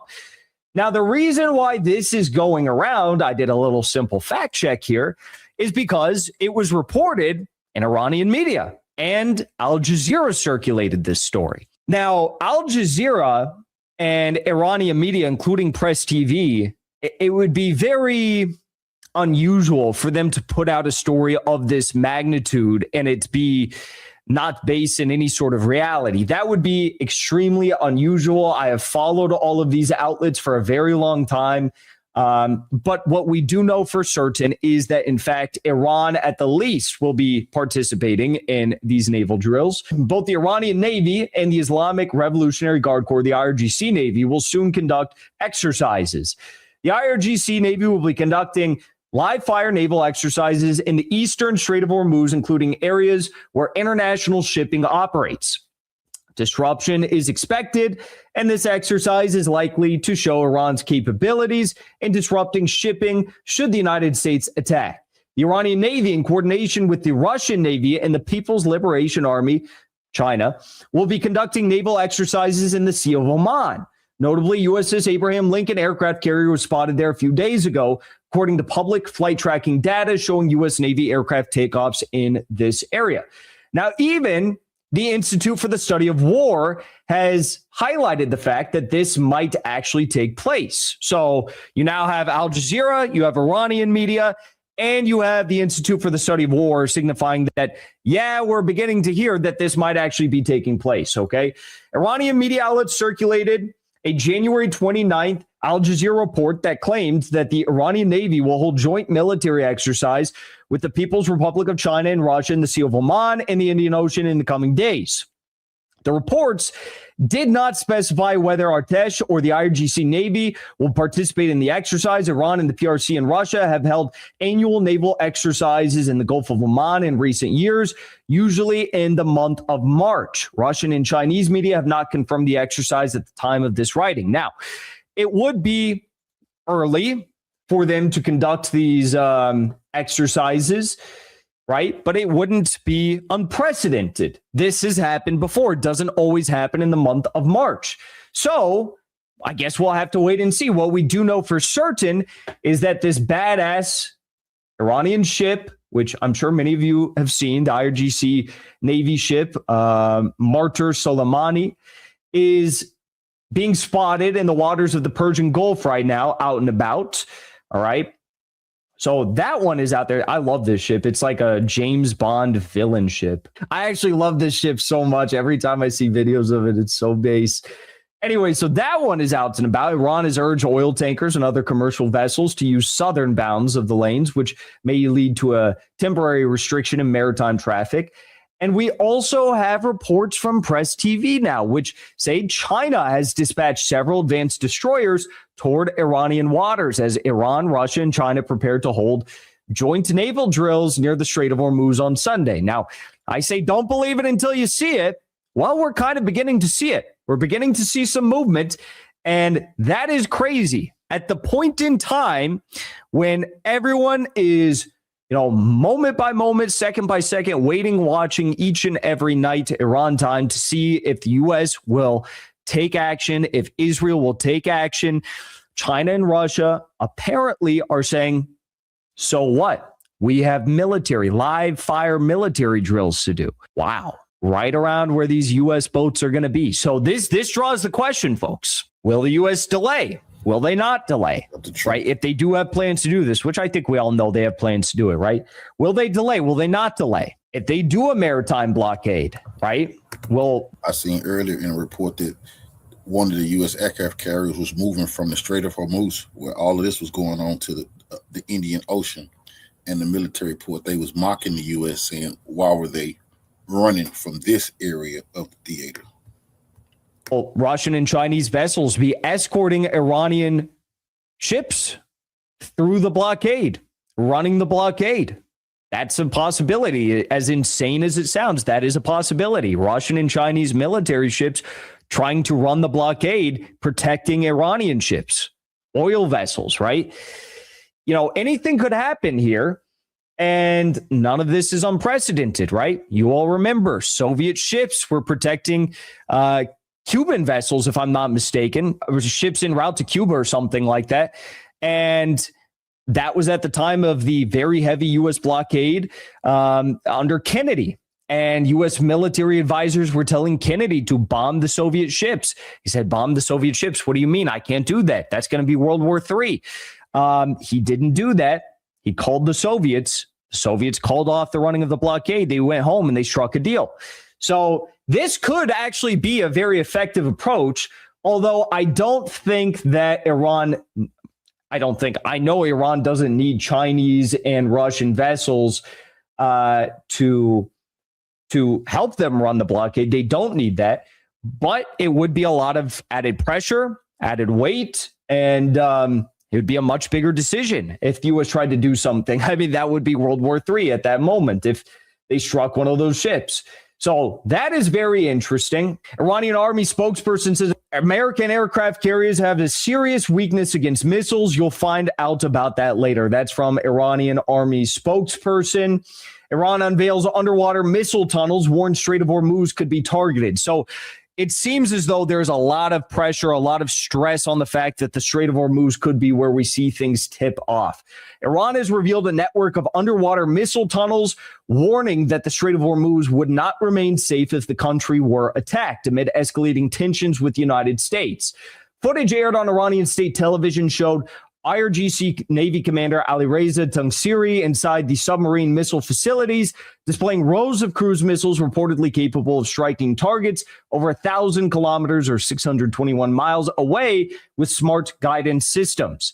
Tangsiri said that the tunnels were developed to confront U.S. vessels operating in the Gulf and Sea of Oman, emphasizing that Iranian forces are prepared to respond to threats at any level and any geography. So these would hypothetically be used if, in fact, the U.S. attempts to do a blockade. You would have these, effectively Iranian submarines, which would be patrolling alongside, I would imagine, Iranian warships. So you'd have warships, destroyer class, ships, something like that. You would have submarines, and you would have whatever vessels Iran is trying to get through the blockade.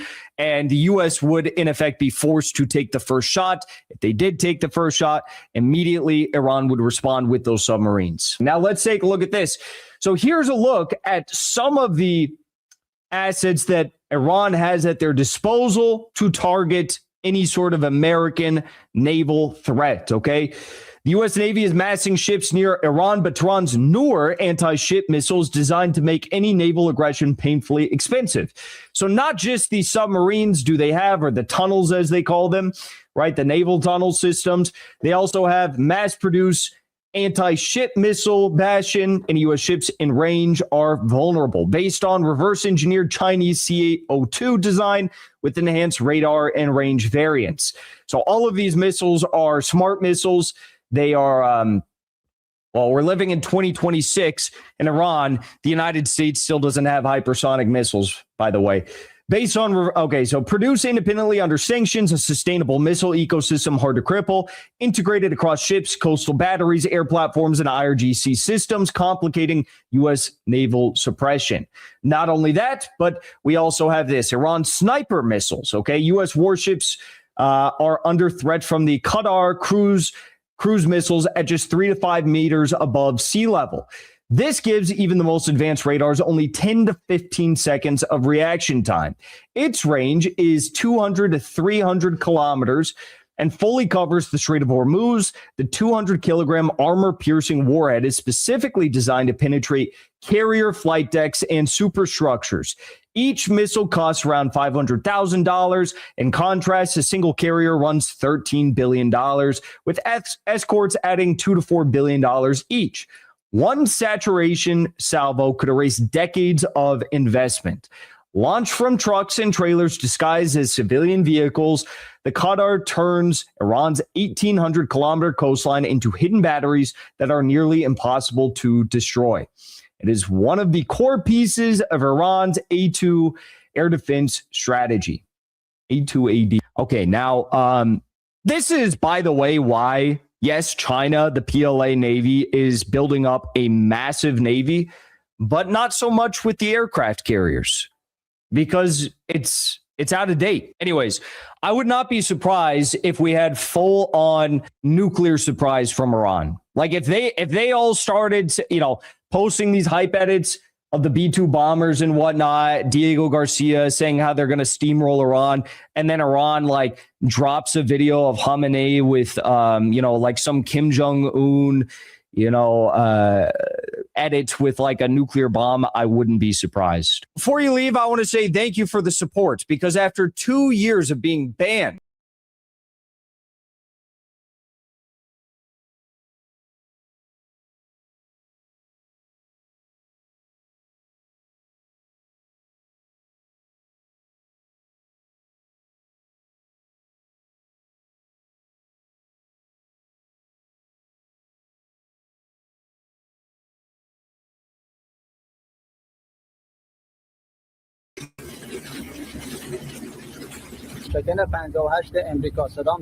A unique episode surfaced online on January 31st, 2026, of an Iranian fisherman daringly radioing a U.S. destroyer sailing in the blue waters of the Persian Gulf.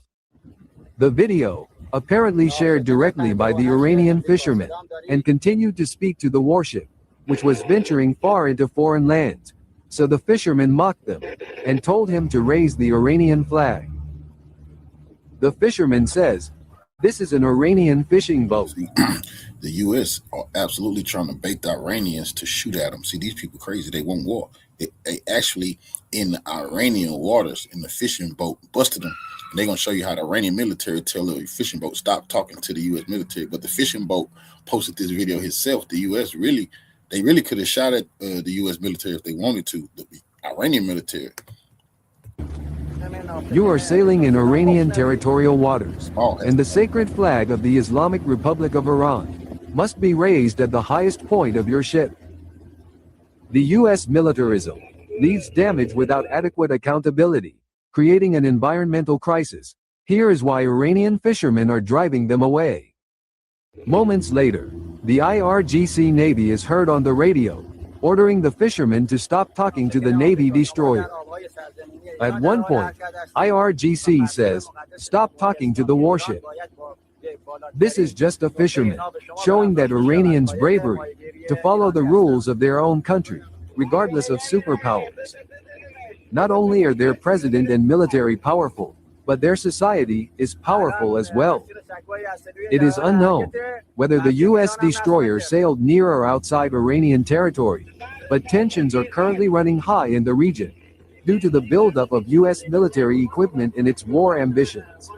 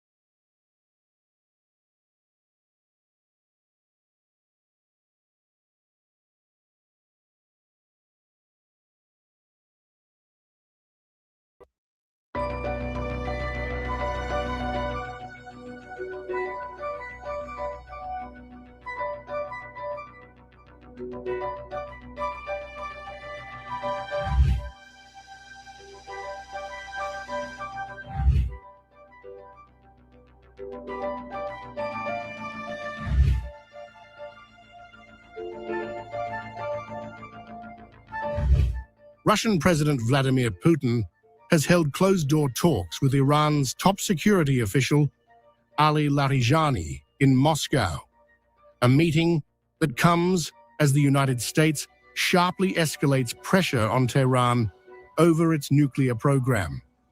The unannounced Kremlin meeting signals deepening Russia-Iran coordination at a moment of rising global tensions.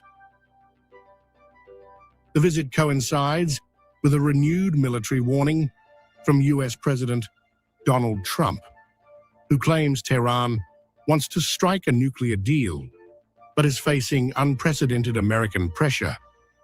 Washington has dispatched major naval and air assets to the Middle East, raising fears of a potential escalation. We have a large armada, flotilla, call it whatever you want, heading toward Iran right now. And hopefully we'll make a deal. If we do make a deal, that's good. If we don't make a deal, we'll see what happens. Trump also suggested he has communicated a deadline to Iran, though he refused to disclose details publicly, intensifying speculation about looming US action. Are you giving Iran any kind of deadline to make a deal before potentially taking Only further they action? know for sure. Have you communicated that to them directly? I have. Iran is not worried about Trump. Putin's meeting with Larijani underscores Moscow's strategic backing for Tehran as Russia positions itself as a mediator, while simultaneously strengthening ties with Iran amid its standoff with the West. The Kremlin has repeatedly called for de-escalation, but remains a key diplomatic shield for Iran on the international stage. Iran, meanwhile, has drawn a red line on its military capabilities, insisting that its defense and missile programs are not up for negotiation, complicating any potential deal with Washington. If one party wants to impose its demands in advance, this is no longer called negotiation, and the Islamic Republic of Iran will never enter such negotiations. Negotiations accompanied by threats are not called negotiations, and we will not engage in such negotiations. I must also assert firmly the capability Iran's defense and missiles will never be the subject of any negotiations. As Washington escalates military pressure and Moscow deepens strategic engagement with Tehran, the confrontation over Iran's nuclear program is increasingly shaping into a broader geopolitical power contest, one that could redefine security dynamics across the Middle East and beyond.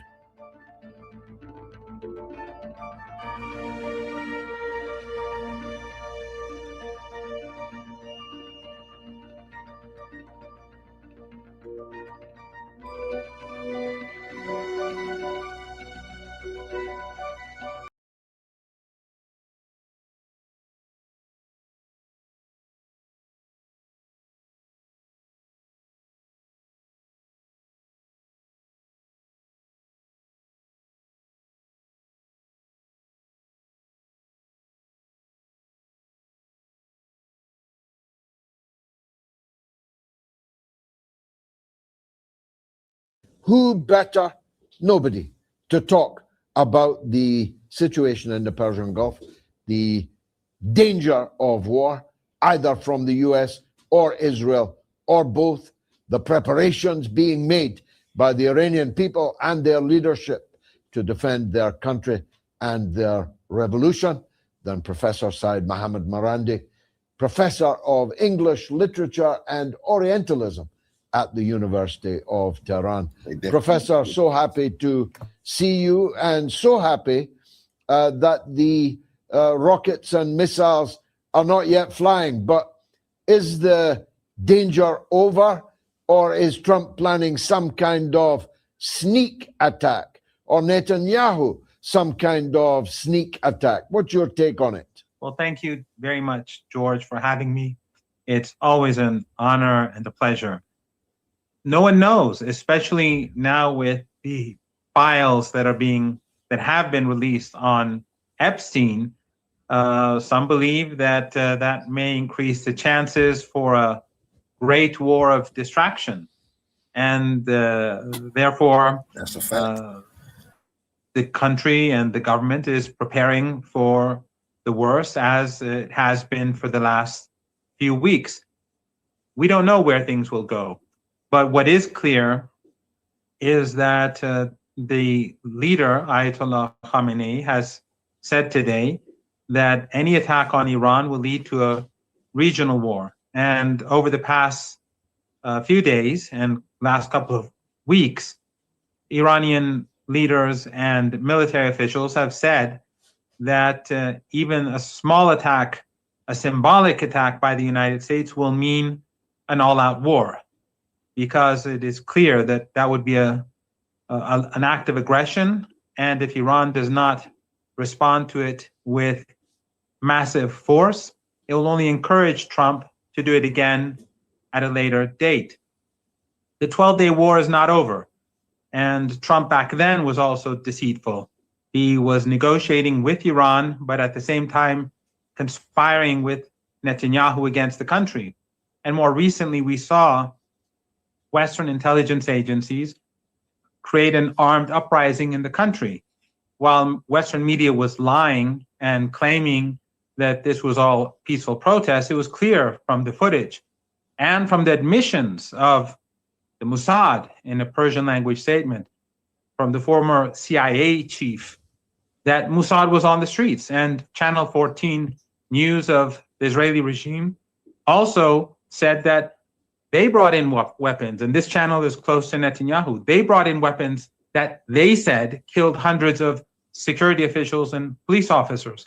So when we look at that, and we also look at how the US Secretary of Treasury at Davos gloated and said, I brought down the Iranian currency, and you put these all together, it was obviously a conspiracy against the country.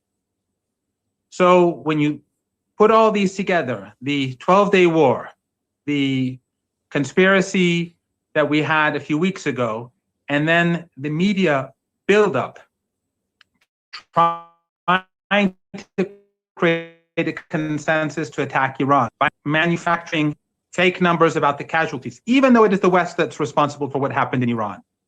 But manufacturing fake numbers and pretending that these were peaceful protests, it's clear that the liberal media, the conservative media, the Epstein class media, and the Epstein class politicians, whether the likes of Levin or AOC, they are pushing for war. So Iran has to be prepared for the worst, but hopefully the situation inside the United States, the issues arising from the Epstein files, and the global situation will act as a means to prevent the United States from doing what would be the most catastrophic mistake in contemporary human history. The Iranians have prepared for war. If the US attacks, there will no longer be any oil and gas coming from the Persian Gulf, the Arabian Peninsula, or the Caucasus, especially since these tiny Arab states, Arab dictatorships in the Persian Gulf region are conspiring with the West. They host their bases, and as we speak, the US is using those bases. And the same is true with the Aliyev regime in Azerbaijan, who is a close ally of the Israeli regime and who was cooperating with the Israeli regime during the 12-day war. So if there is war, and God forbid, none of us want war, these regimes will be swept away. And the price of oil and gas will go through the roof. And the global economy will collapse.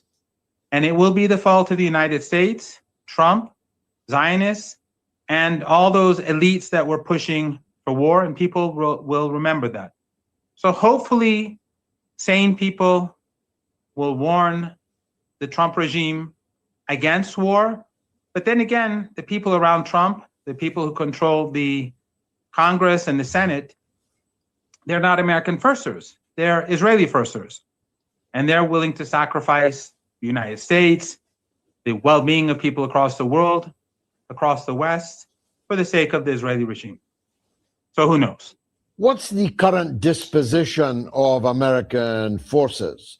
Trump is always blowing hard about his armada and how beautifully it's sailing. But from what I can see, and you know, I'm not a general, but from what I can see, there was never enough American forces to make a serious attempt at regime change in Iran present in the Gulf, even in these bases situated in the American satrapies in the Arab countries around you. And the Eisenhower is said to have left the area and headed for the Indian Ocean. Are you in a position to talk about what military resources Trump actually has there in any case? Well, it is a fact that in countries like Qatar and other regimes in the Persian Gulf region, they are putting up more anti-missile systems in order to prevent Iran from retaliating against aggression. But they do not have the capability to win a war against Iran. George, this is something that your viewers have to remember. Iran, when the Israeli regime attacked Iran, with US and the support of the West and regional regimes, because the US military bases in Turkey and the Persian Gulf were all used to help the United States and the Israelis against Iran. Back then, Iran defeated the Israeli regime, even though it was attacked and there was a blitzkrieg attack that killed a lot of commanders during the first few hours. But ultimately, it was the Israeli regime that sought a ceasefire. This is well known. Steve Bannon, who was the first chief of staff of Trump during his first term, he said so. He said that the real story in this war is during the last few days of the war, the Israeli regime was being hammered and they needed a ceasefire. Iran's military capabilities that led to the defeat of the Israeli regime, that is a sideshow for Iran. Iran's real capabilities are directed towards the United States and the Persian Gulf. Why? Because ever since 9/11 and the invasion of Afghanistan and Iraq, the Iranians have been preparing themselves for an eventual US attack, especially since Bush and Obama and others were all saying all options were on the table. So Iran has built a host, many hundreds of underground bases, not with those long-range missiles that were fired towards the Israeli regime, but with medium and short-range missiles and drones that can strike anywhere in the Persian Gulf, the other side of the Persian Gulf, outside of the Strait of Hormuz and inside the Strait of Hormuz. That's in addition to the long-range missiles. Then you also have the anti-ship missile systems that Iran has, and they are all pointed at the Persian Gulf right now. So if there is war, those regimes that are complicit, those regimes that host US bases, and as we speak, those bases are active, they should not expect to have any more oil or gas facilities or tankers moving or oil flowing through pipelines to the Red Sea or from the Caucasus, because they're complicit. They are all guilty.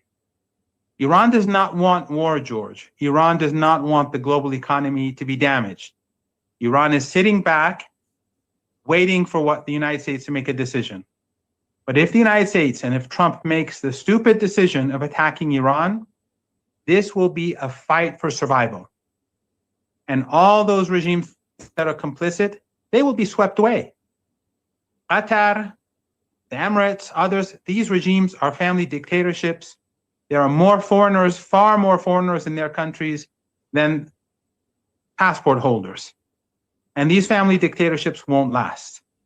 So the smart thing to do is for the United States to back off. But if they choose otherwise, then I think we will be living in a very different world than the world that we're living in today. The potential consequences, for a war in the Persian Gulf region are far greater than anything we've seen in Ukraine. I fear you're right. Now, Trump keeps trumpeting about a deal, and he keeps restating that this deal must be that Iran does not produce nuclear weapons. There's two problems with that. Three, actually. First of all, they had a nuclear deal with the P5+1, and Trump withdrew the United States from it. Secondly, Iran says it does not have a nuclear weapon, does not intend to have a nuclear weapon, and in the right circumstances, the IAEA and the other governing bodies that govern these matters all testified as such. And the third is that the demand, which has, by the way, been just echoed by Keir Starmer earlier today, Iran must not have nuclear weapons. But if that's their only demand, you can satisfy that right now. You can right now say, you're right, we're not going to have a nuclear weapon. Now call the whole thing off. But that's not really what they're demanding, is it? Well, George, Trump has been saying different things on different days. First, he was talking about the so-called protesters, and he was telling them to take the buildings and take institutions and that help is coming. And he was encouraging them to push for more greater death and destruction. Then he said that both sides are shooting when he wanted to back down the first time. Then they made demands that Iran has to give up its missile defense system so that the Israeli regime and the United States could bomb Iran whenever they want. He said that it must give up its nuclear program and then must give up its allies across the region. The US can keep its ISIS and Al-Qaeda and Zionism and the Epstein class that rules over parts of our region, but the Iranians cannot support the heroes in Palestine, in Lebanon, in Iraq, Yemen, and elsewhere. Iran is not going to accept any of these. However, if we take what Trump is now saying at face value, if we believe that, and of course we can't trust him because we negotiated last time, and during the negotiations, he was conspiring against us. But Iran, this may be an opportunity to give him a chance to back down and pretend that he had some sort of a success. Remember, this is exactly what happened in Yemen. When they waged a war against Ansarullah, these heroes of Yemen, he said he's going to destroy them. His ridiculous minister of war, secretary of war, said that he's going to demolish them. And after a month, he said Ansarullah, or the Houthis as they like to call them, they gave up. But the reality, of course, was that he gave up. And he walked away, but pretended that he won. If that is what he wants, that is possible. But Iran doesn't trust the regime in Washington because they lie all the time. And the Epstein files shows what Iran is dealing with. These are creatures that are so evil that they're beyond our comprehension. So Iran is not going to let down its guard. It is a possibility that Trump is seeking a way out. If that is the case, Iran will provide a route for him to escape. But Iran is not going to give up its sovereignty. And you're absolutely correct. We had a nuclear deal, and it wasn't an ideal deal for Iran. And if there is going to be a deal in future, Iran is going to make sure it's better than what existed beforehand. Iran is in a strong position, not just Iran. Yesterday, we saw the first footage of underground missile sites of the resistance in Iraq. In Yemen, the resistance has been building up. The same is true in Lebanon. There will be a regional war that the United States cannot win. It will be defeated. The new Iraqi government and the elections that we saw in Iraq, the supporters of the resistance won that election. The United States is in serious trouble. So the best thing for Trump to do is to back off. Iran does not want war. Iran does not want people to suffer anywhere in the world. But the decision will be made in Washington. And we're dealing with really sinister people. It's not just Epstein files. We saw what they did to Syria. We saw how they used ISIS and Al-Qaeda. And they used the same sort of ISIS and Al-Qaeda tactics during the violent military attacks in Iran during the last few weeks. We cannot trust these people. And one of the things, by the way, George, I wanted to point out, which is not directly linked to this. You have been forced into exile because of your views. The United States and the Europeans have been supporting ISIS and Al-Qaeda in our region. And they brought them to power in Syria. There are a lot of people who supposedly in your country who were supporters of who said they were supporters of the resistance, of Hamas at least. And they boasted of being in contact with the political wing of Hamas and having influence over them. Why is it that these people still live in the UK? They still have their influence. They still carry out political activities. And you are an exile.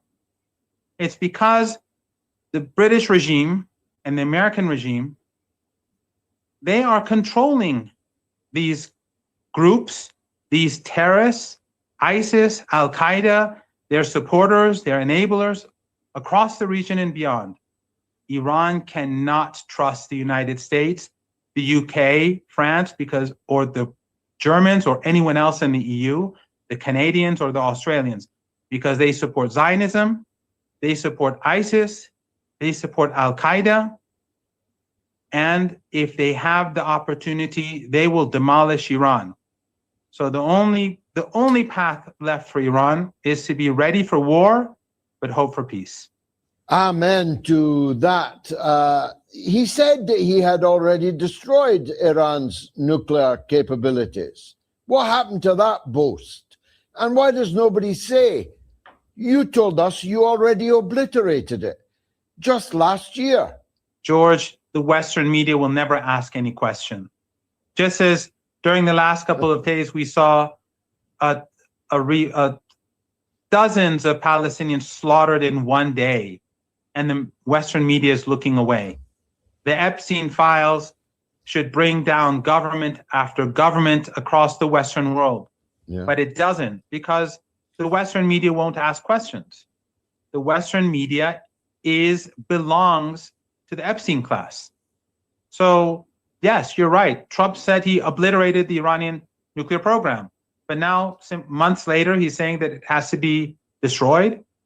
Everything that the US says is full of contradictions, and the Western media will not show it, just as the Western media will not tell its people that Al-Qaeda, who we're told carried out 9/11, is now a friend of the West in Syria. Now, with your previous hat, Professor, you were Professor of American Studies. So I know you haven't lost your interest in American politics. As you survey the American scene right now, the state of chaos, instability, depravity, degeneracy, the state of the political media and business class has never, ever been lower in the entire history of the United States. Don't you think something has to give?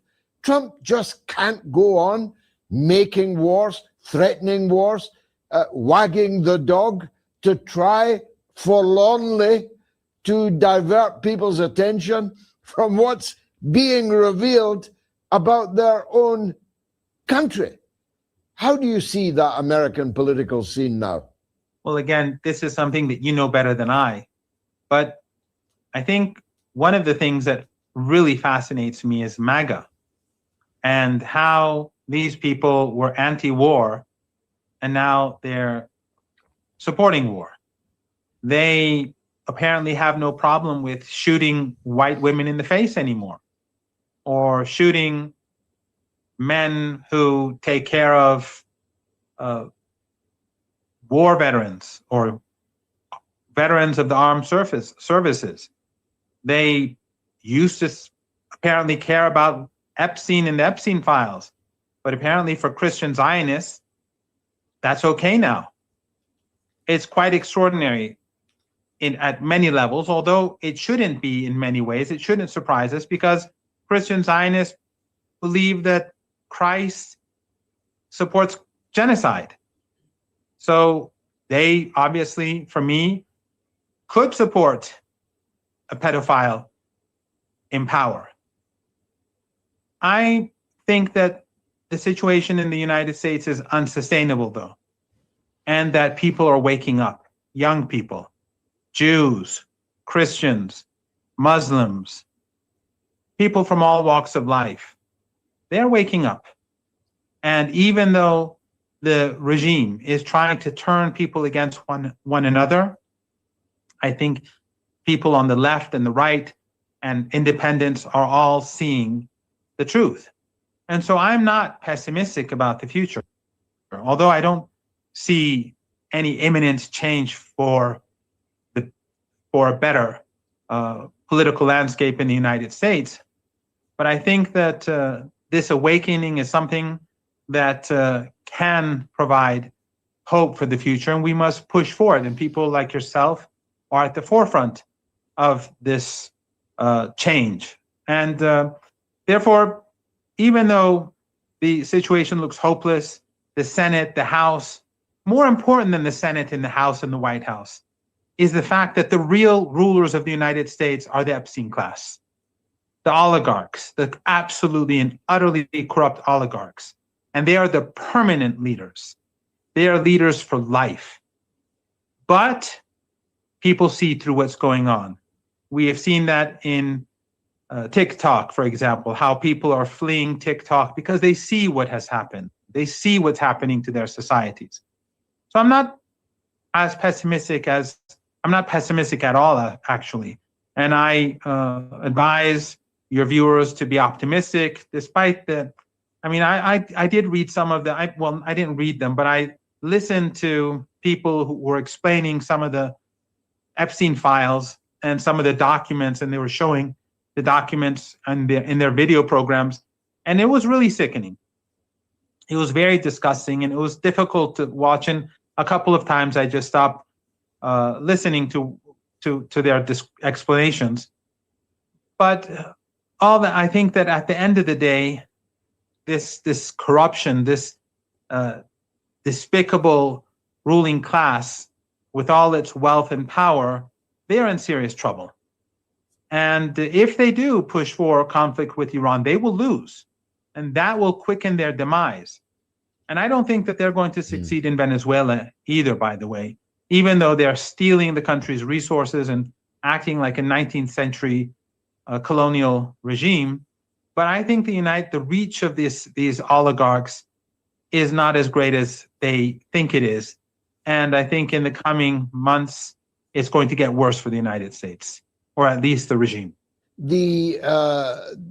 I've spent my whole life, from the age of 14, and I'm 71, struggling against American imperialism, struggling against the political and economic system that they are the apex of.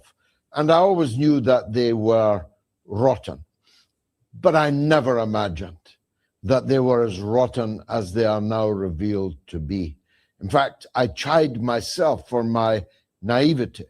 And it's all parties, both parties, Republican and Democrat. It's not just President Trump, it's President Biden, it's President Clinton, it's President even George Bush the First, for God's sake. The level of rottenness, the stench that you can almost smell from the page, from the screen, when you are reading this kind of thing, is beyond belief, stretching from human sacrifice to all kinds of sexual degeneracy. Had you, as a professor of American studies, any idea just how evil? These are human serpents, aren't they?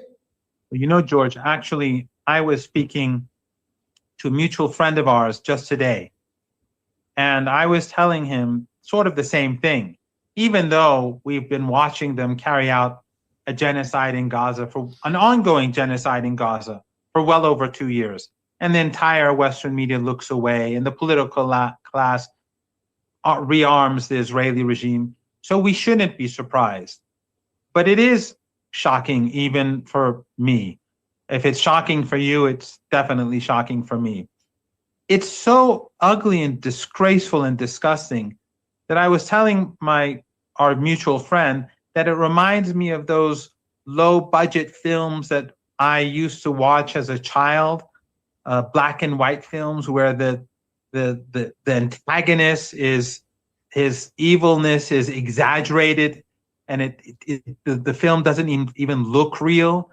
These people are so disgraceful and so disgusting that it's difficult to believe that they could do such things.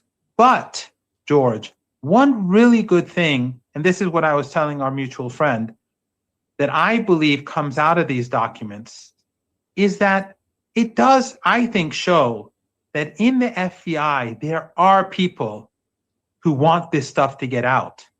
I don't think it's all just sloppiness that some of these documents came out and information that wasn't supposed to be leaked got leaked.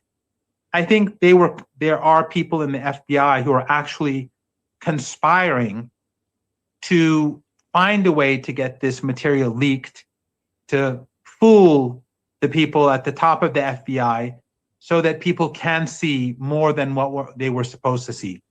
Because the way in which these documents came out, of course, it's clear that most of the real information is still hidden from the people of the United States and the people of the world.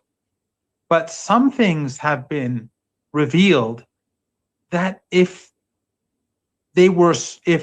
should have been stopped and blocked by these people, and they would have understood that it should not have come out. But it did. And I think that shows that there's something happening in the FBI. And I think that it shows that there are decent people at the lower levels of government who are doing what they can to expose this corruption. I can't say this for sure. I'm not an expert, but it just feels that what we are seeing is, and what has been accidentally revealed, is more than just sloppiness. Finally, I mean, it turns out that Epstein was a pretty important guy, right? It's clear that his reach was simply enormous across the world, from the former Israeli prime minister and head of Mossad, Ehud Barak, to members of the British royal family, the Swedish royal family, the Norwegian royal family, to Zelensky in Ukraine. Turns out he was there just months before Zelensky's election, and he wrote to all kinds of important people about the great opportunities that were opening up in Ukraine with the election of Zelensky. He was conspiring with people to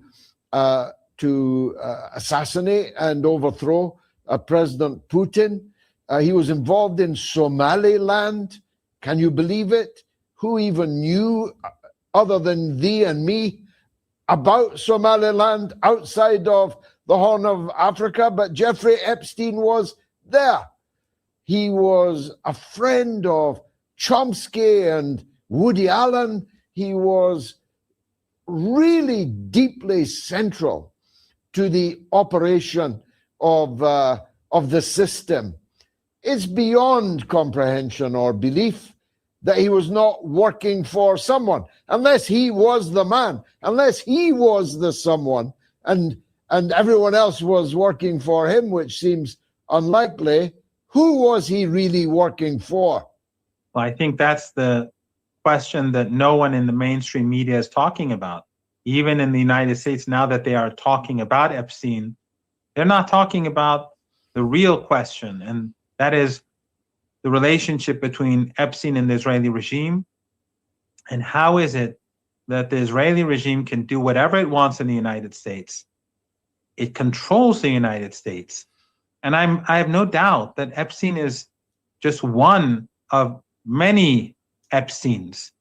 In fact, George, in Iran, some of these people who were recruited by the Mossad and Western intelligence agencies, they were recruited through parties, and these people were filmed, and then they were forced to do what these corrupt foreign intelligence agencies wanted them to do. And my biggest concern is that the supporters of the Palestinian people, opponents of this criminal empire, that they are plotting the same thing for a lot of these people. So your viewers, activists, they should all be very careful about their cell phones.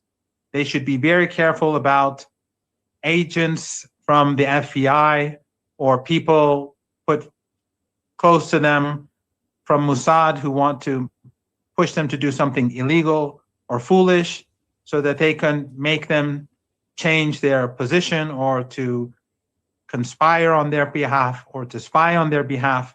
These are really evil and sinister people.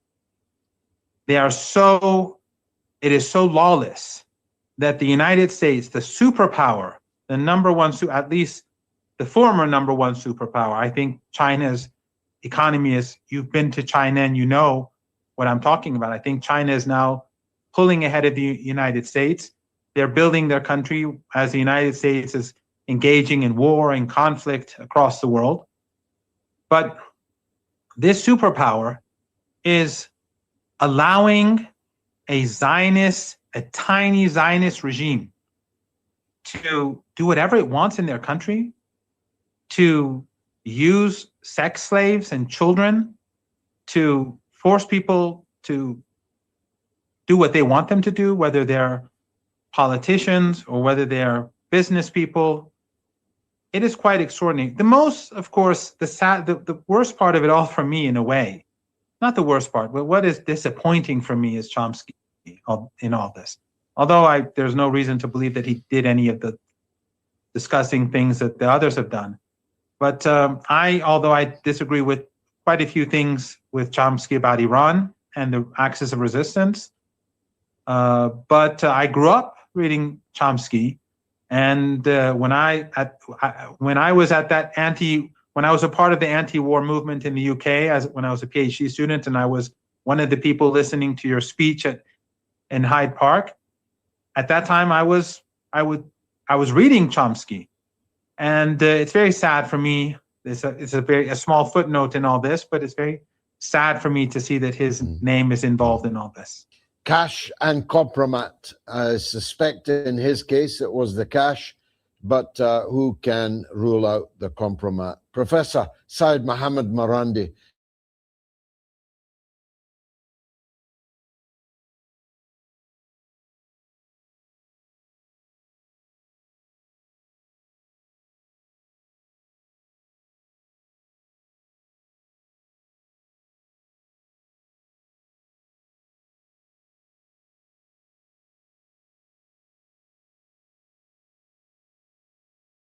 February 1st, 2026, I want to go over recent developments regarding the United States, its continued war on the multipolar world.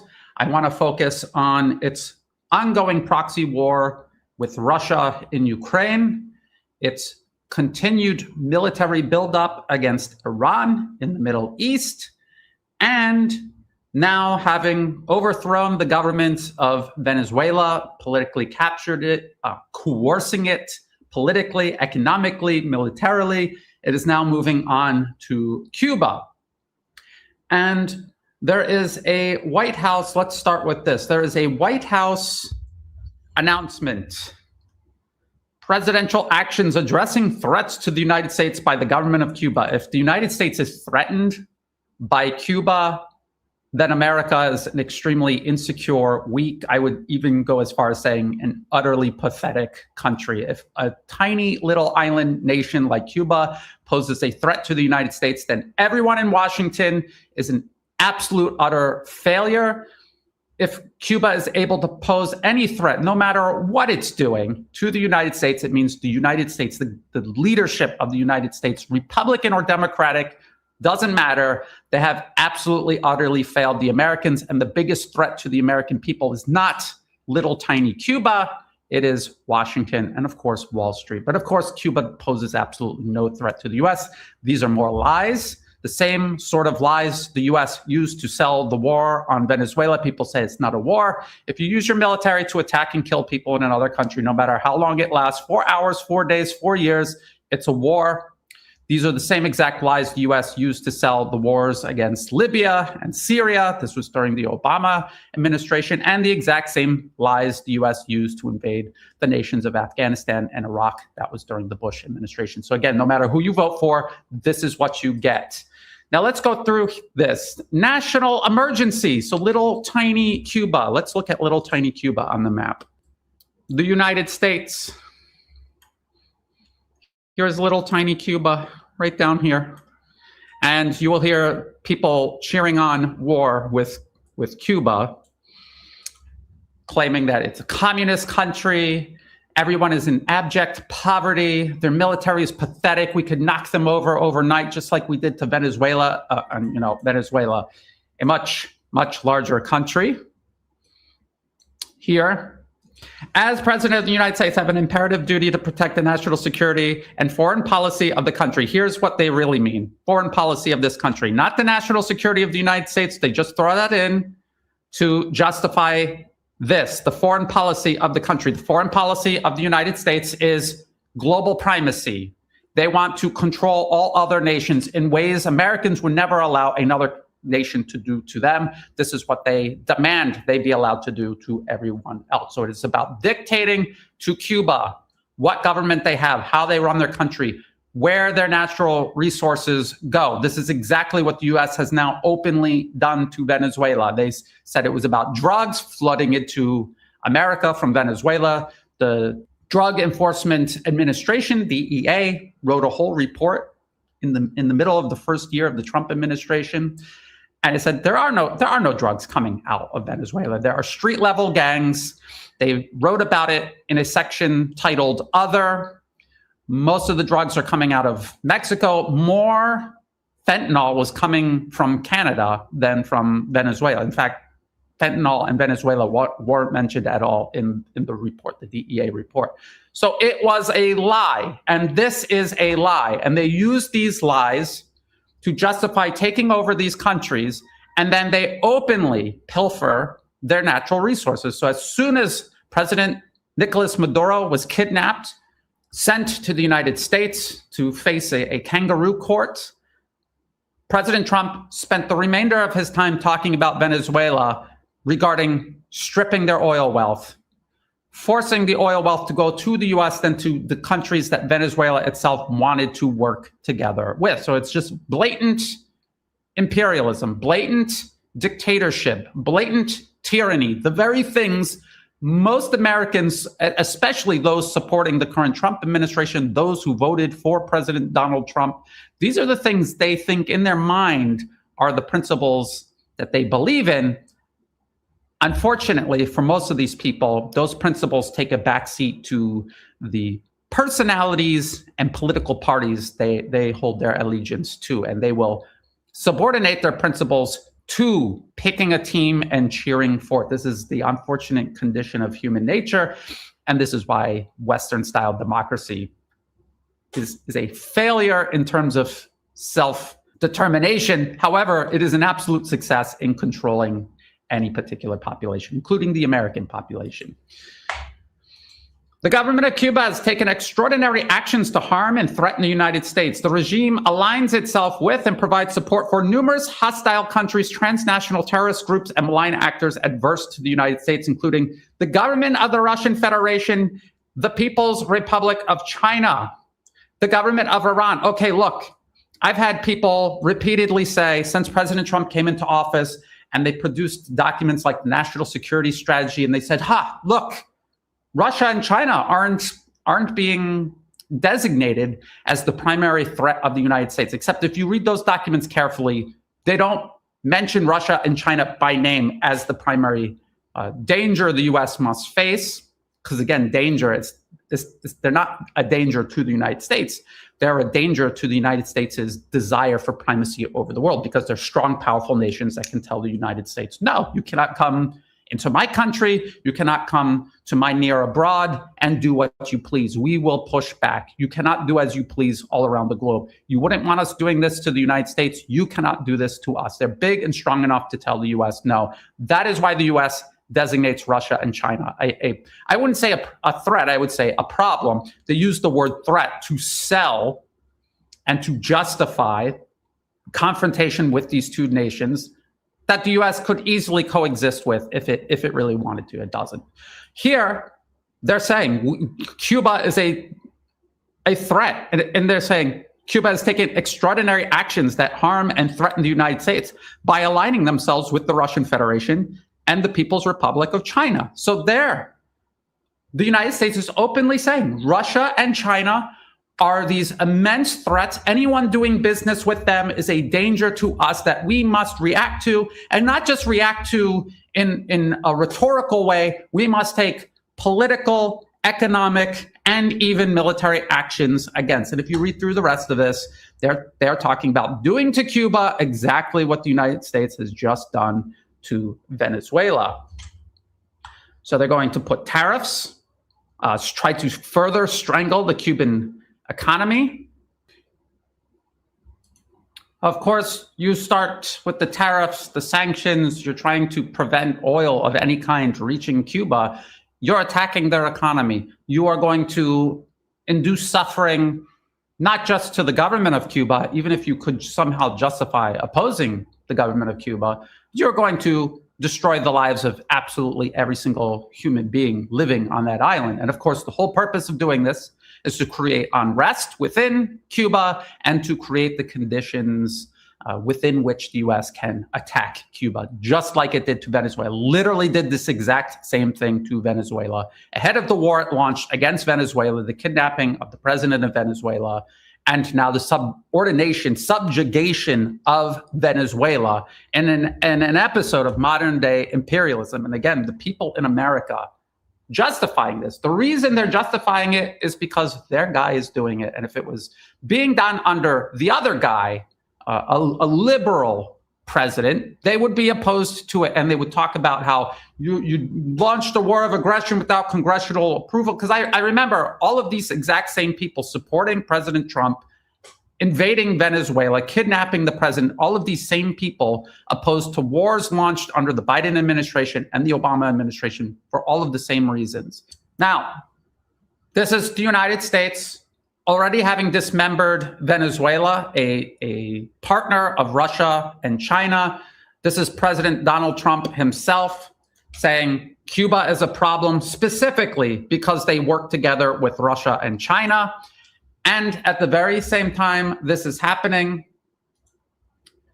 President Trump continues his military buildup against Iran again. And I warned people before President Trump launched his first war of aggression against Iran that it was absolutely coming. And people said, no, Brian, you're wrong. President Trump is different. He's fighting the deep state. He's not going to continue this agenda of wars abroad. He's playing 5D chess against the deep state. And then, of course, he launched his war of aggression exactly the way I said he would.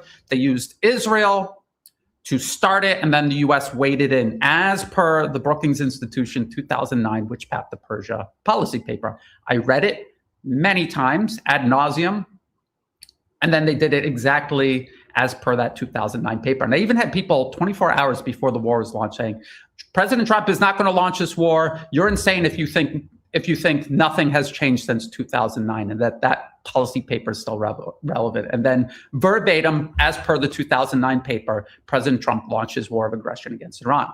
And I warned at the time that no matter how the war went, it would not stop there. This was breaking the taboo of the United States attacking Iran. For so long, the U.S. held off launching a direct war against Iran. They waged war by proxy. They waged proxy war across the entire region, all along Iran's periphery. They waged covert war inside of Iran through terrorist groups, through opposition groups that the U.S. built up, equips, funds, arms. But I said after the war launched last year against Iran, this would open the door for additional episodes of armed aggression against Iran. And so that is exactly what we see them building up to yet again. So Trump's armada is getting in place. Now he must decide what to do with Iran. And of course, President Trump is not deciding anything. He's simply the next president in line overseeing continuity of agenda. The goal is regime change in Iran. Regime change in Iran is the first objective. If you cannot achieve regime change in Iran, the second objective is to destroy Iran so utterly that it becomes irrelevant as a partner, ally for nations like specifically Russia and China, and especially China. The oil that Iran is exporting to China, just like Venezuela was exporting oil to China, cutting off that oil is a prerequisite for the war of aggression the U.S. seeks to launch against China itself, to blockade it through a maritime blockade, cutting off all oil coming out of the Middle East, cutting the Belt and Road Initiative, infrastructure. The U.S. is already backing terrorists attacking it in Pakistan and Myanmar. And then, of course, attacking Russian energy production and exports to prevent Russia from sending energy to China. All of this has been in the works for decades. The U.S. has been building up toward doing this for decades. Every single presidential administration, Republican, Democrat, does not matter. They have been overseeing this continuity of agenda. The goal is no rivals allowed. No rivals allowed. There will be no coexistence with Russia or China or anyone else. No single nation, no block of nations will be allowed to coexist with the U.S. You are either subordinated to the U.S. or the U.S. is going to destroy you. That is what the U.S. set out at the end of the Cold War. All the way back in 1992, U.S. strategy plan calls for ensuring no rivals develop. A world dominated by one superpower, obviously the United States, whose position can be perpetuated by constructive behavior and sufficient military might to deter any nation or group of nations from challenging American primacy. And then there's a section titled Rejecting Collective Approach, and they talk about collective internationalism. And collective internationalism is simply what they called multipolarism today. Today it's called multipolarism, then it was called collective internationalism, where there's a balance of power between nations. No one single nation is allowed to dictate to other nations what to do. The United States rejects that. They demand primacy over the planet. It's a modern day empire. It is the successor to the British Empire and the Roman Empire before that. That was all the way back in 1992. And that is what the United States is still doing to this day. It's what it has done all throughout this 21st century. Bush, Obama, first Trump administration, Biden administration, and now the second Trump administration. Every single aspect of U.S. foreign policy is driven by this one singular objective. And it is not going to change. And President Trump is telling you it's not going to change. Maybe we're softening the language in our national security strategy paper, but we are telling you that this is all about Russia and China, and then, of course, nations like Iran. And so destroying Cuba next in Latin America, continuing its war of aggression against Iran, and all of this to further isolate Russia and China. The New York Times, in its article, The Separation Inside the Unraveling U.S.-Ukraine Partnership, this was just at the end of last year, December 30th, 2025. The Central Intelligence Agency, the U.S. CIA, and the U.S. military, with President Trump's blessing, supercharged Ukrainian campaign of drone strikes on Russian oil facilities and tankers to hobble Mr. Putin's war machine. That means all of these strikes we see inside Russian territory, carried out by long-range drones, this is being carried out by the U.S. military and the CIA, and they're simply hiding behind Ukraine while they do this, and the attacks on the tankers with these maritime drones. These are US built, designed, built maritime drones, and they are carried out, these attacks are carried out by the US, and again, they're simply hiding behind Ukraine while they do this. So they are literally attacking Russia. The United States is attacking Russia militarily to destroy their oil production and their oil exports. And this goes all the way back to US policy papers. This is just one of many, all the way back from 2018 Naval War College Review, a maritime oil blockade against China. And they talk about the US military establishing a blockade at the Malacca Strait, the South China Sea, between Japan and the Philippines. It's called a distant blockade because it's carried out just beyond the range of most of China's missile forces. But then they also talk about a distant blockade would also need to interdict the Myanmar-China oil pipeline. They're talking about the Belt and Road Initiative. That is a pipeline that goes from here to mainland China. This is the border between Myanmar and China. So oil comes from the Middle East. It arrives at the coast of Myanmar. An existing pipeline brings it to China. So they're talking about if Myanmar fails to shut it down during any kind of conflict, the US can disable it via airstrikes, aerial mining, or other kinetic actions. And then last year, May 2025, Myanmar junta abandons Chinese pipeline amid resistance attacks. This is the Irrawaddy, is funded by the US government through the National Endowment for Democracy. And they're talking about how that very pipeline mentioned in the 2018 policy paper has now, a section of it has been abandoned by Myanmar's government because US militants and terrorists, the US arms and backs them, are attacking it, and they've taken over territory where this pipeline runs through. And now they're able to basically cut the pipeline and prevent China from using this to circumvent any maritime blockade at the Malacca Strait or through the South China Sea, where that 2018 paper indicates a blockade would be imposed. And also in the 2018 paper, they mention even if you conduct a maritime oil blockade and you cut the Belt and Road Initiative, Russia especially produces enough oil and is able to export it to China that China could potentially survive all of these other options. If they were implemented successfully, China would still be able to survive. And so they're talking about, yes, all of this is able to sustain China. It is expanding. And so obviously something has to be done about Russia. And now you see the New York Times talking specifically about the US attacking Russian oil facilities and tankers. So this is being implemented right now as we speak, attacking Venezuela, exporting oil to China, attacking Iran, exporting oil to China, and creating a permissive environment across the Middle East where the US could just blockade oil altogether coming out of the region, going to China. The opportunity would present itself. And the United States attacking Russian oil facilities inside Russia and Russian tankers around the globe using maritime drones. This is all to ultimately target China, to isolate it, cut it off, blockade it, strangle it economically, cut off its energy and strangle it economically. They did this to Venezuela. They're doing it to Cuba. They've been doing it to Iran. And this all ultimately aimed at China. They have to dismember Russia because Russia shares a border with China. It sends its hydrocarbons directly to China by pipeline. So the US is attacking oil production facilities inside Russia.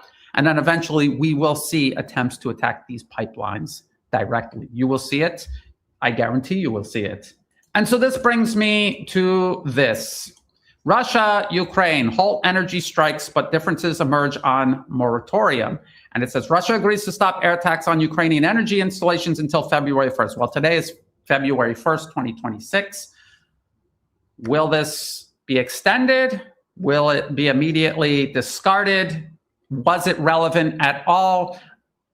Nobody knows. I don't talk to President Vladimir Putin in Russia. I don't have any sort of contact with the Russian government. I have no idea what they're thinking, what they're really doing. All I can do is speculate. And what I speculate Russia is doing is simply leading the United States along. They will win this war in Ukraine.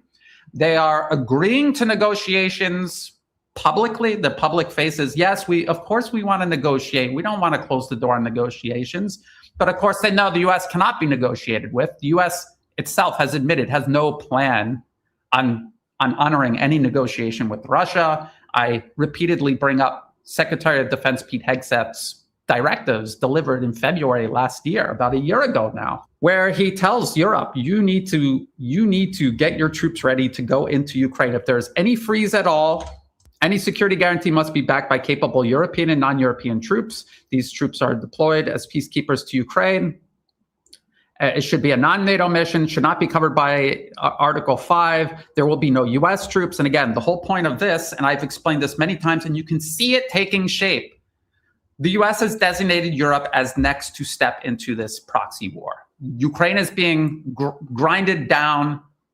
It's going to collapse. Europe will step into the breach next. That is what Secretary Hegseth was telling Europe. And even though there's this big US-European split being presented to the public, Europe has done literally every single thing Secretary Hegseth told them to do back in February 2025.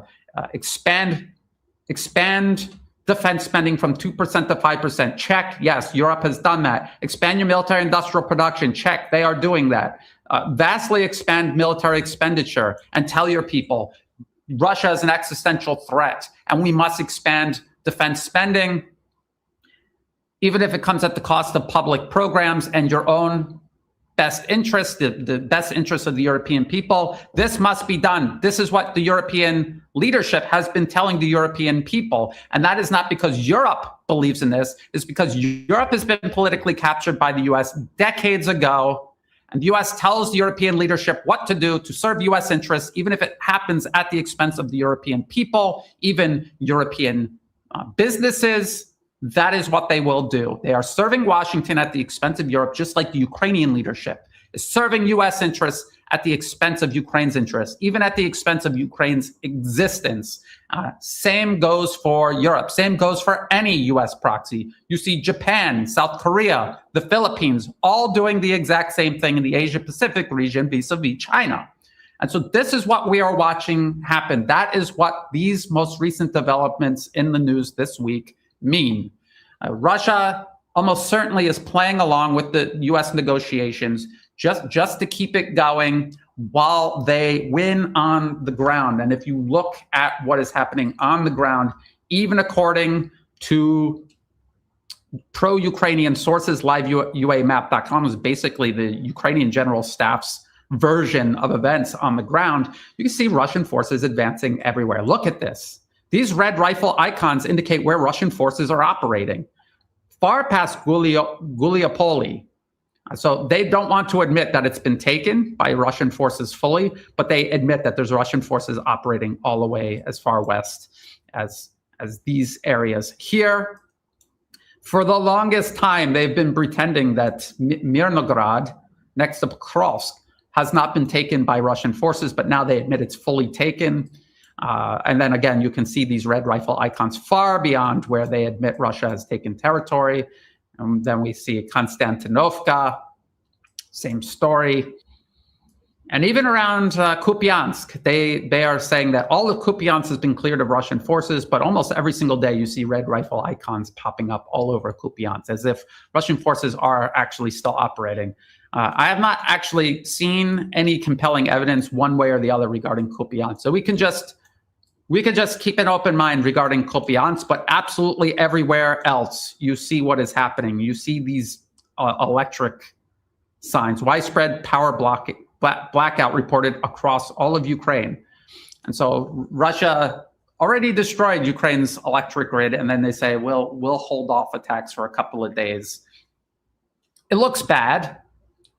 To a lot of people who believe in multipolarism, are invested in multipolarism, it looks bad, but in the grand scheme of things, Russia is just going to continue on the ground winning this conflict, and they are just stringing the Americans along because they know the Americans cannot be trusted or negotiated with.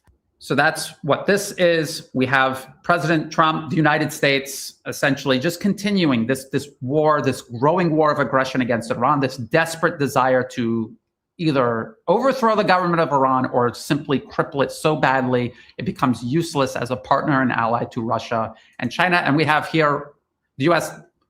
beginning the same process it just carried out against Venezuela, against the government of Cuba, and of course the people of Cuba. And they are citing its relationship with Russia and China first and foremost as a pretext for doing this. So for everybody out there who thinks somehow the Trump administration is changing anything and that somehow the US is now trying to coexist with Russia or China, here's your evidence right here. They're telling you they themselves, Russia and China are the biggest obstacles for US foreign policy abroad, and anyone doing business with them, not only are we going to put sanctions on you, we will squash your economy, we will kill or kidnap your government, and we will subordinate you like a 18th century colony. That is what they are openly saying and also doing. Please keep this in mind as these events continue to unfold. Ignore all of the political rhetoric. Whether you identify as a liberal or as a conservative, ignore all of that rhetoric. Look at the material realities on the ground in all of these places at what the US is doing versus what it's saying in its policy papers it will do, and consider that first and foremost. The rhetoric is deliberately and solely designed to distract you away from continuity of agenda, from the material realities, from what the United States is actually doing and why. That is why they invest so much in the media, so much in propaganda, so much into political posturing and imagery. They invest in all of that to distract you from the truth, not to inform you of the truth. So please, start doing that. Start seeing the big picture. Realize the U.S. is waging a widening war on multipolarism. It is not retreating to the Western Hemisphere. It has no plans of coexisting with Russia or China. This is the direction everything is going in, and you can pretend that it isn't. It's still going to happen. What you should be doing instead is preparing for it, speaking up against it, and investing in ways to stop it. Coffee, follow me.